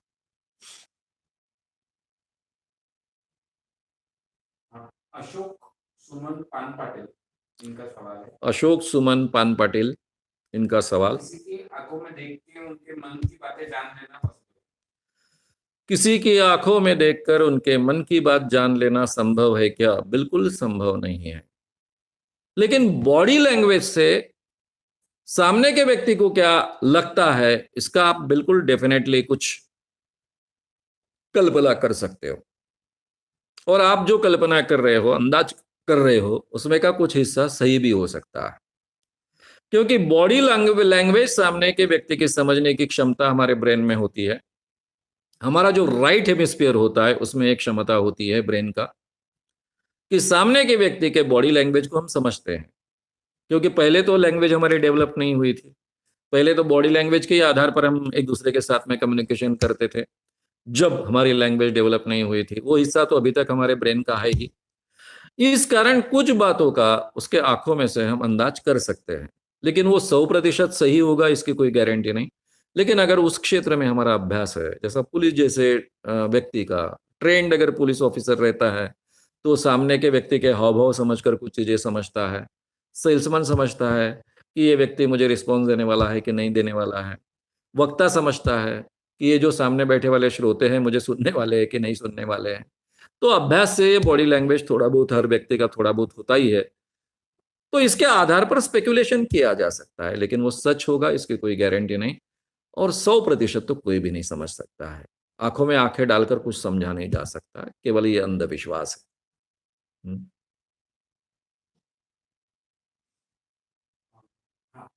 किशोर राठौड़, इनका सवाल है, सम्मोहन कैसे सीखे, क्या तरीका है, कोई बुक्स वगैरह है? राठौड़ जी का सवाल है कि सम्मोहन कैसे सीखे, इसके ऊपर बुक्स है कि क्या? मुझे सम्मोहन सीखने के लिए बहुत मेहनत लेनी पड़ी। बहुत मैंने मेहनत ली, बहुत किताबें पढ़ी, उसमें की कुछ अच्छी किताबें, मुझे लास्ट टाइम भी सवाल पूछा गया था, तब मेरे सामने लिस्ट नहीं थी, अभी लिस्ट है। तो कुछ अच्छी किताबों का मैं नाम लूंगा, लेकिन आपको मार्केट में ये मिलेंगी इसकी कोई गारंटी नहीं है, क्योंकि ये 20-25 साल पहले की किताबें हैं। सभी किताबें इंग्लिश है। हिंदी और मराठी किताबों में एक भी किताब मैं आपको रेकमेंड करो इस लायक मुझे नहीं लगी, इसलिए मैं कोई रिकमेंड नहीं करूंगा। जो किताबें मैं रिकमेंड कर रहा हूं वो ज्यादातर साइंटिफिक किताबें हैं। इसमें जो बातें रखी गई है वो ज्यादातर सही बातें हैं। शायद कुछ किताबों में 95% तक सच है। एक आधी किताब में थोड़ी सी 5% गड़बड़ हो सकती है, लेकिन मैक्सिमम साइंटिफिक जो किताब है उनका नाम मैं आपके सामने ले रहा हूं। सेल्फ हिप्नोटिज्म लेस्ली लिक्रॉन का किताब है। Self mastery through self hypnosis doctor Roger Bernhard, doctor David Martin, ये दोनों की ये किताब है। Third, helping yourself with self hypnosis, ये doctor Frank Caprio and communication company, इनकी किताब है। डेविड वैक्समैन की हिप्नोसिस नाम की किताब है, बहुत सुंदर किताब है, बहुत ही साइंटिफिक किताब है और एक स्टडी के लिए बहुत आवश्यक किताब है। हिप्नोसिस नाम की डेविड वैक्समैन इनकी किताब। The complete book of self hypnosis, John Yates and Elizabeth Wallace, इन दोनों की ये किताब है। How to use the power of self hypnosis, Yusuf Harriman की किताब है, Yusuf Harriman. Methods and uses of hypnosis and self hypnosis, Bernard Hollander इनकी किताब है। सेल्फ हिप्नोसिस मेल्विन पॉवर्स की किताब है, ये भी बी ग्रेड की है। बर्नार्ड हॉलंडर की किताब है, ये भी बी ग्रेड की है। यूसुफ हैरीमन की है, ये भी बी ग्रेड की किताब है। ये जो मैंने the complete book of self hypnosis John Yates और एलिजाबेथ वेलेस कहा है, वो भी बी ग्रेड की किताब है। हिप्नोसिस डेविड वैक्समैन की ए ग्रेड की किताब है। सेल्फ हिप्नोसिस लेस्ली लिक्रॉन की है, ए ग्रेड की किताब है। ए ग्रेड यानी कंप्लीटली साइंटिफिक बुक और बहुत अच्छी बुक। उसके बाद में लास्ट बुक में जो आपको कह रहा हूं, self improvement through self hypnosis, RN. Shroud की किताब है। ये भी ए ग्रेड की किताब है, बहुत अच्छी किताब है। ये प्राथमिक रीडिंग की किताबें मैंने आपके सामने कही। अब आगे का रीडिंग अगर आपको करना है तो हिप्नोथिंक है, उर्सुला मार्कम की किताब है, ये ए ग्रेड की किताब है। डेविड मैक्समन की दूसरी और किताब है advance auto hypnosis, advance auto hypnosis नाम की किताब है, रोनाल्ड चोन की, वो भी बहुत महत्व की किताब है। डेविड मैक्समन की किताब का मैंने पहले ही उल्लेख किया था आपके सामने। उसके बाद में मॉडर्न साइंटिफिक हिप्नोटिज्म नाम की एक आर.एन. श्राउड की किताब है, वो भी 100% साइंटिफिक और बहुत अच्छी किताब है। उनकी पहली किताब मैंने आपके सामने कही है self improvement through self hypnosis, और दूसरी है modern scientific hypnotism, RN. Shroud. ये दोनों की ये आर.एन. श्राउड की दोनों बहुत अच्छी किताबें हैं। उसके बाद में the amazing power of hypnosis, hypnotherapy का केस बुक है, वेस्ले श्रेडर का है, ये बहुत अच्छी किताब है। और भी कुछ किताबों के नाम हैं, how to hypnotize yourself and others, Copelan की किताब है। पावर हिप्नोसिस, पेरी क्लेमेंट की किताब है। Hypnosis for change, Josie Hadley and Carols का किताब है। The complete book of self hypnosis, John Yates Elizabeth Wallace का किताब है। सेल्फ हिप्नोसिस जो लेस्ली डिक्रॉन का मैंने कहा था वही रिपीट किया है फिर से। तो और इस ढंग की काफी किताबें हैं जो साइंटिफिक मुझे लगी। मेरे पास जो 100-150 किताबों की लिस्ट है उसमें से जो मुझे साइंटिफिक लगी उनकी लिस्ट दी, उसमें भी बी ग्रेड और ए ग्रेड ऐसे 2 हिस्से किए हैं।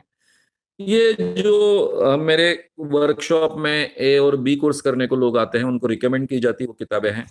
शायद ये किताबें आपको मार्केट में अभी मिले ना मिले, अभी ये सब बातें रिकॉर्ड हो चुकी है, इसलिए नेचुरली आपको कभी भी ये किताबों के नाम प्राप्त आप कर सकते हो। आप डेफिनेटली इनमें से कुछ किताबें ट्राई कीजिए।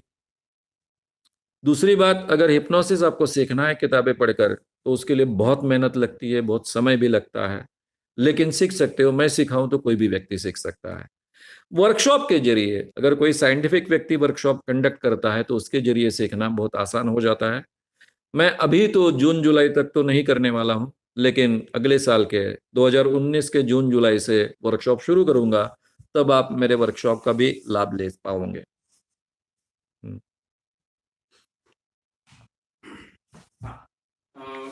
एबीडी वी लॉग जिन्होंने पिछला सवाल पूछा था उनका फिर से सवाल आया है। आप तो बोल रहे हैं कि इस तरह से मोलेस्टेशन पॉसिबल नहीं है, और आपने पिछले एक लाइव शो में बोला था कि एक बाबा थे जिन्होंने किसी औरत के साथ संबंध आए तो प्रेग्नेंट थे और उनका प्रेगनेंसी बाबा आमटे जी के वहां हुई, तो फिर ये कैसे हुआ? औरत की भी मॉरलिटी ठीक नहीं। ये जो उदाहरण मैंने दिया था बाबा आमटे के, यहाँ के एक बाबा, उनका नाम फिर से रिपीट करना जरूरी नहीं है, तब लिया था मैंने नाम, उन्होंने उसको प्रेग्नेंट किया था। इसमें सम्मोहन का नहीं उपयोग होता है, ये पूरा का पूरा मोरालिटी चेंज किया जाता है इनका। जैसा सनातन संस्था है, हिंदू जनजागरण समिति है, इन लोगों की पूरी मोरालिटी चेंज की जाती है। ये लोग इंसानों को नहीं मारते हैं, ये लोग दुर्जनों को मारते हैं। उनके दृष्टि से मांत्रिक के जो हस्तक है, मांत्रिक के जो एजेंट है, दुर्जन, उनको हम मार रहे हैं। किस लिए मार रहे हैं? धर्म रक्षा के लिए मार रहे हैं। और धर्म के लिए काम करना, धर्म के लिए बलिदान देना है तो सबसे बड़ी मोरालिटी है। ये मोरालिटी क्रिएट की जाती है। उसी ढंग से इन औरतों की मोरालिटी चेंज की जाती है पहले थियरी के जरिए। थियरी क्या होती है? गुरु को पूर्ण समर्पण करना। गुरु क्या है? भगवान का अवतार है। किसका अवतार है? भगवान कृष्ण का अवतार है। जिन बाबा का नाम मैंने लिया था, जो गीता पर प्रवचन करते थे, स्वामी चिन्मयानंद, वो अपने आप को इन औरतों को कहते थे कि इन औरतों को कहते थे कि मैं भगवान कृष्ण का अवतार हूं, गए जन्म में मैं भगवान कृष्ण था, तुम राधा हो। यानी टोटल मोरालिटी उनकी चेंज की है। उल्टा, गए जन्म की तुम राधा हो, गए जन्म का मैं भगवान कृष्ण हूं, गए जन्म में हमारे संबंध थे ही, इस जन्म में इसीलिए हमने जन्म लिया है और इसलिए वो संबंध बनाता है। या फिर मैंने जो बाबाओं के बारे में वीडियो अपलोड किए हैं, वृक्ष तेथे छाया बुआ तेथे बाया, मराठी में है, हिंदी में भी कुछ इस विषय पर आपको यूट्यूब पर कुछ वीडियोस मिलेंगे। उसमें ये बात विस्तार से कही गई है कि ये लोग सबसे पहले ये गुरु की कल्पना उनके दिमाग में डालते हैं। गुरु को तन मन धन अर्पण करना चाहिए।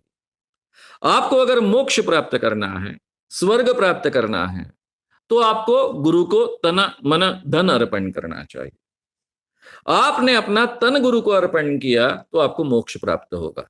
सुंदरदास महाराज वो तो कहता था जाहिर तरीके से कि आपको 10वें मार्ग से आसानी से मोक्ष मिलेगा, और केवल आपको नहीं मिलेगा, आपके पति को मिलेगा, आपके पिता को मिलेगा, आपके भाई को मिलेगा, केवल आपको नहीं मिलेगा। अब उस व्यक्ति को क्या लगता है कि मैं बाबा के साथ में संबंध बना रही हूं, किस लिए बना रही हूं? मोक्ष की प्राप्ति के लिए। और मैं स्वार्थी नहीं हूं, मेरे पिता को भी मिलने वाला है, मेरे पति को भी मिलने वाला है, मेरे भाई को भी मोक्ष मिलने वाला है। स्वामी चिन्मयानंद, जैसा मैंने नाम लिया था, दूसरा एक स्वामी बंगलोर का, क्या नाम उसका? नित्यानंद। स्वामी नित्यानंद। अभी जो स्वामी नित्यानंद है उसकी तो थियरी थी ये पूरी के पूरी, आपकी कुंडलिनी अगर जागृत करनी है, आप में पार्वती तत्व है, तो उसलिए शंकर भगवान जी मैं हूं, तो मेरे जरिए आपका पार्वती तत्व जागृत कीजिए, मेरे साथ में संभोग कीजिए, आपको मोक्ष प्राप्त होगा। ये तो थियरी उसने स्प्रेड की और हजारों स्त्रियों का शोषण किया। केवल अकेले ने नहीं किया, तो उसने ऐसे कई शंकर भगवान जी बनाए, उनके अवतार बनाए, उनके जरिए शोषण करवाया। तो ये अलग अलग ढंग से सबसे पहले एक कल्पना दिमाग में ठूसते हैं, बार बार मेडिटेशन के जरिए उनके दिमाग में ये कल्पना उनके जीवन का, उनके व्यक्तित्व का हिस्सा बन जाती है। गुरु को तन मन धन अर्पण करना ये मेरा कर्तव्य है, यही मेरा जीवित कार्य है, ऐसा उस व्यक्ति को लगता है, और इसके जरिए उनका शोषण होता है। तो ये सम्मोहन में डालकर उस व्यक्ति को, हम जब सवाल पूछ रहे हैं आप कि सम्मोहन में डालकर किसी व्यक्ति का शोषण किया जा सकता है कि, इसका मतलब ऐसा होता है कि एक बार सम्मोहन में डाला और उस व्यक्ति के इच्छा के बगैर उसका शोषण किया गया। यहां पर उनकी इच्छा के बगैर शोषण नहीं होता है, वो तैयार हो जाती है गुरु के साथ में संबंध रखने के लिए, और उसके बाद में उनका शोषण होता है। ये दोनों में फर्क है। बहुत विस्तार से उन वीडियोज में मैंने ये बात रखी है। मराठी में भी ये वीडियो है और हिंदी में भी थोड़ा सा है, वो आप उसको सुन सकते हैं। कभी भी विस्तार से हम इस विषय पर जब लेंगे तब उसके पीछे के सभी कारण बहुत विस्तार से आपके सामने में रखूंगा। हाँ, अरशद सिद्दीकी इनका सवाल है। अरशद सिद्दीकी इनका सवाल है। उनके बचपन में ऐसा हुआ था कि एक बाबा ने एक ढक्कन की कुछ बूंदे डाल दी और फिर कुछ बच्चों को उसमें भूत दिखाई दिया, कोई गुम हुई चीज दिखाई दी। तो ये ठगी कैसे की? अभी जो छोटे बच्चे होते हैं वो बहुत हाईली सजेस्टिबल होते हैं। यानी अगर 7-8 साल की उम्र के लड़के हैं तो आपने कई जादूगर देखे होंगे। जादूगर यानी मैजिशियन। ये मैजिशियन प्रयोग करते हैं, उस बच्चे को बुलाते हैं, 6-7-8 साल के बच्चे को, उसके माथे पर हाथ रखते हैं और उसको कहते हैं कि मैं जो कह रहा हूं वो सुन रहे हो, मैं जो कह रहा हूं सुन रहे हो, मैं जो कह रहा हूं सुन रहे हो, अब मैं तुझे पेड़ा खिलाऊंगा। और वो हाथ में लेकर उसको पेड़ा खिलाते। फिर उसको पूछते हैं तेरे को कैसा लग रहा है? बोलता बहुत मीठा है, बहुत अच्छा है। मुंह से निकाल तो वो कागज होता है। तो ये सजेशन है। और छोटे बच्चे जो होते हैं उम्र के, वो बहुत हाईली सजेस्टिबल होते हैं, ये सजेशन स्वीकारते हैं। ये नॉन फेनोमेना है। तो ये फेनोमेना वहां यूज किया गया। तो बच्चे बहुत जल्दी, क्योंकि 5 साल 6 साल के बच्चे तो उनके सामने जो कहानी हम कहते हैं, वो कहानी वो सुनते नहीं है, वो कहानी वो देखते हैं। ये उम्र में विजुअलाइज करने की क्षमता बहुत ज्यादा होती है। उन बच्चों के सामने आप जो कहानी कहते हो वो आप शब्दों में कह रहे हो, लेकिन उनके लिए वो शब्द नहीं है, उनके लिए वो चलचित्र है। टीवी पर जैसे चित्र चलते हैं वैसे उनके आंखों के सामने चित्र चलते हैं, वो विजुअलाइज करते हैं, उनको दिखता है, एक्चुअली दिखता है। तो ये उम्र की खासियत है। इसलिए उस ढंग से सजेशन के कारण ऐसे भ्रम पैदा करना, हेलुसिनेशन पैदा करना छोटे बच्चों के लिए बहुत आसान होता है। इसीलिए सम्मोहन का उपयोग बहुत जरूरी थेरेपी के लिए जब तक नहीं है तब तक 12 साल के नीचे के बच्चों के बारे में नहीं करना चाहिए। ये एक मोरालिटी इस क्षेत्र में आ गई है, वो इसीलिए आई है। आगे सैयद आसमा इनका सवाल है, कोई व्यक्ति खुद से हिप्नोसिस से बाहर आ सकता है? सैयद आसमा का यह सवाल है कि कोई व्यक्ति अगर सम्मोहन में गया तो अपने खुद की इच्छा से बाहर आ सकता है क्या? डेफिनेटली आ सकता है। यानी दो चीजें हैं, किसी कारण में उसको बहुत जुनून के बाहर आना ही है, नंबर एक। नंबर दो, ये भी हो सकता है कि उसको कुछ बातें जो चल रही है उसके मोरालिटी के खिलाफ ऐसा लगेगा तो बाहर आएगी। अब मैंने जो उदाहरण दिया था औरंगाबाद के गर्ल्स हॉस्टल का, यूनिवर्सिटी के गर्ल्स हॉस्टल का, वो सब की लड़कियां, जो 25 लड़कियां थी, उनमें से मैक्सिमम करीबन 23-24 लड़कियां आंखें खोलकर बाहर आ गई थी। मुझे आधा घंटा लगा उनको रिलैक्स करने के लिए आगे। तो जब भी मोरालिटी के खिलाफ कोई बात होती है, ऐसा उनको लगता है, तो भी बाहर आ सकती है। या फिर मुझे कोई बहुत महत्व की काम बोलिए फिर, या कुछ महत्व का याद आया और मुझे करना ही है, तब भी आ सकते हैं। लेकिन नॉर्मल तरीके से जो डीप ट्रांस में लोग डाले जाते हैं, जब तक वो व्यक्ति कहेगा नहीं तब तक नहीं आते। नॉर्मली अपवाद हो सकते हैं, नॉर्मली नहीं आएंगे। मेरे क्लास में बहुत दिक्कत होती है जब मैं सी कोर्स के प्रयोग करता हूं ये सिखाने के लिए, तब हर एक के हाथ में बाहर आने के टूल होते हैं। ए और बी कोर्स में उनको सम्मोहन में कैसा जाना ये सिखाया जाता है, बाहर कैसे आना ये सिखाया जाता है। 1 2 3 101 102 103 बोलने के बाहर आता है। तो मेरे वर्कशॉप में कई लोग ऐसे करते हैं बाद में, जब सी कोर्स का जब प्रयोग होता है, ये स्टेज प्रोग्राम होता है, तब कि खुद ही अपना 100 102 103 बोलकर बाहर आते हैं। तो मुझे पहले उनको कंडीशन करने की जरूरत होती है, उनको उनके तरफ से मुझे आश्वासन लेना होता है कि कूद होकर बाहर नहीं आने का, जब तक मैं बोलूंगा तब तक बाहर नहीं आने का। लेकिन उनकी स्वतंत्रता मैं हमेशा कायम रखता हूं। लेकिन अगर कोई हिप्नोटिस्ट शुरुआत में कहेगा कि जब तक मैं नहीं कहूंगा तब तक तुम बाहर नहीं आओगे, किसी भी हालत में नहीं आओगे, तो हो सकता है कि 90% लोग खुद होकर बाहर नहीं आएंगे। हम्म। अ, अभिषेक भगत इनका सवाल है, हम्म। अगर किसी की अंधश्रद्धा है या जो कि उसको इल्यूजन्स है, हम्म। उससे अगर उसको पॉजिटिव इमोशन बन रहे हैं, वो खुश हम्म। रहता है, रिलैक्स हम्म। रहता है, हम्म। तो वो इल्यूजन में रहना बेटर नहीं है। किनका सवाल है? अभिषेक भगत। अभिषेक भगत का सवाल है कि कोई अंधविश्वासी रहकर या इस इल्यूजन में रहकर या फिर इस ढंग के काल्पनिक जगत में रहकर अगर खुश रहता है तो उसने रहना चाहिए कि नहीं रहना चाहिए। एक वाक्य पॉलिटिकल साइंस में बहुत प्रसिद्ध है,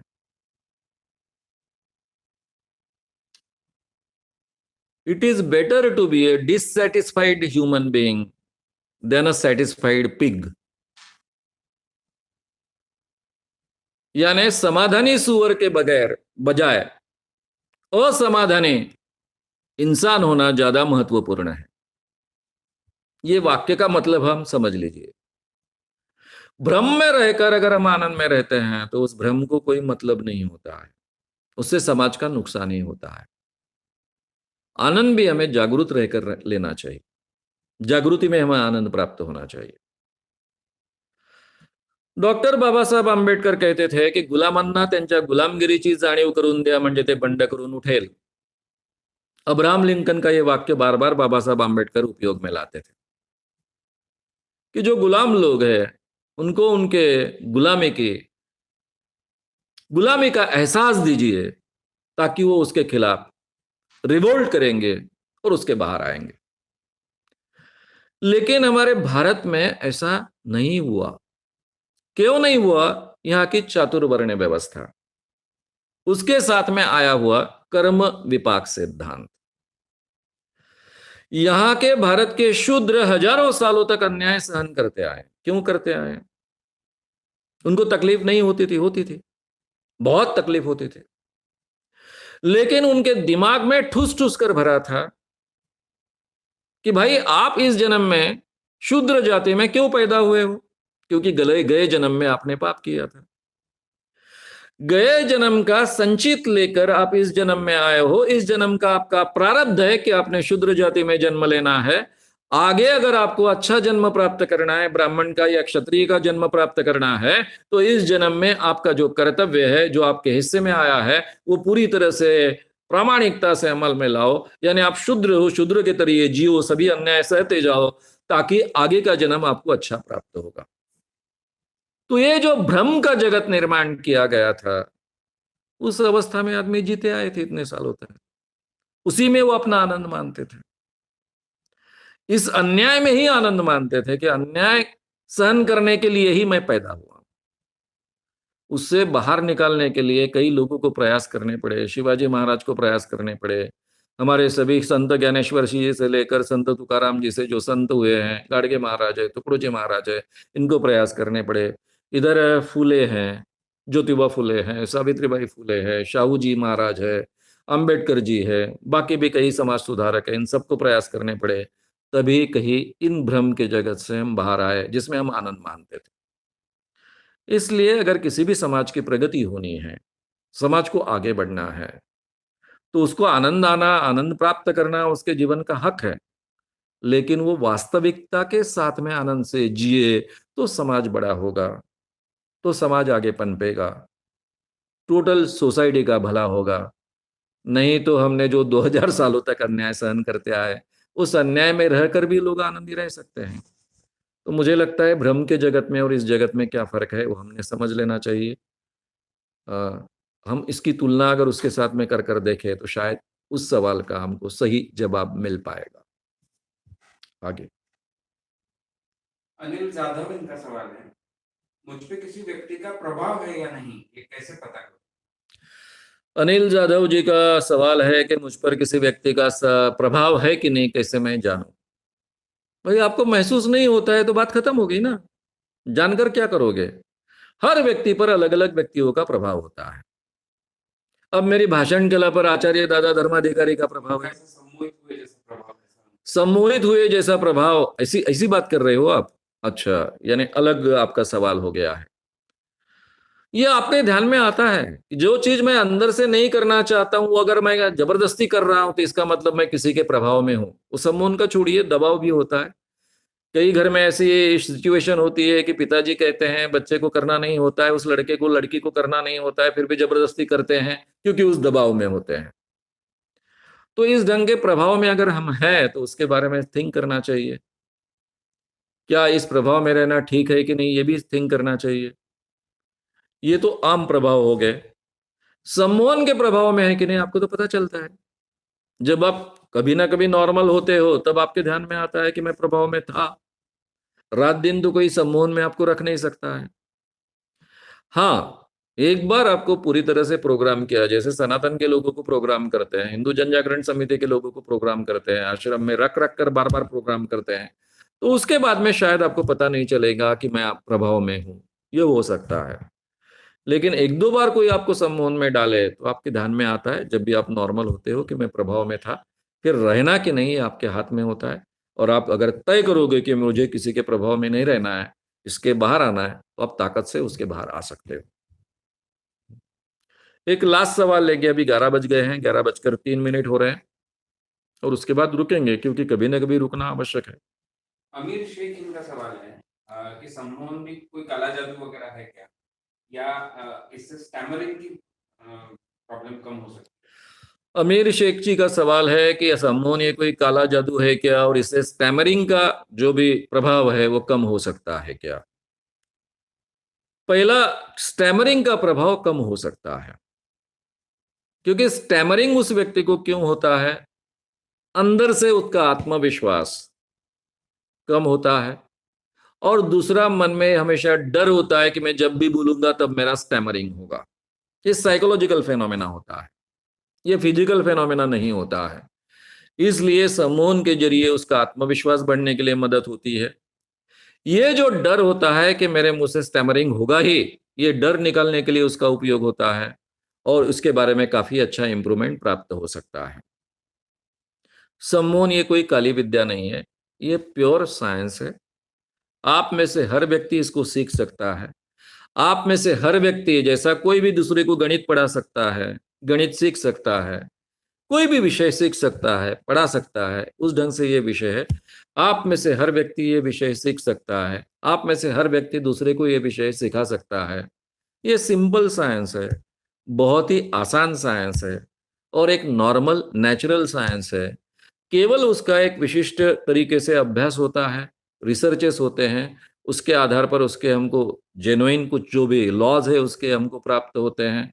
उसकी प्रोसेस हमने कैसे उपयोग में लानी चाहिए, कौन सी प्रोसेस ज़्यादा इफेक्टिव होगी, उसके पीछे के नियम क्या है, ये हमको ये रिसर्च के जरिए पता चलते हैं। इसलिए जो भी कोई विषय का हम अभ्यास करते हैं उस ढंग से इस विषय का अभ्यास कर सकते हैं और अमल में ला सकते हैं। इसका काली विद्या से और किसी चीज से कोई संबंध नहीं है, ये दिमाग में से बात निकाल लीजिए।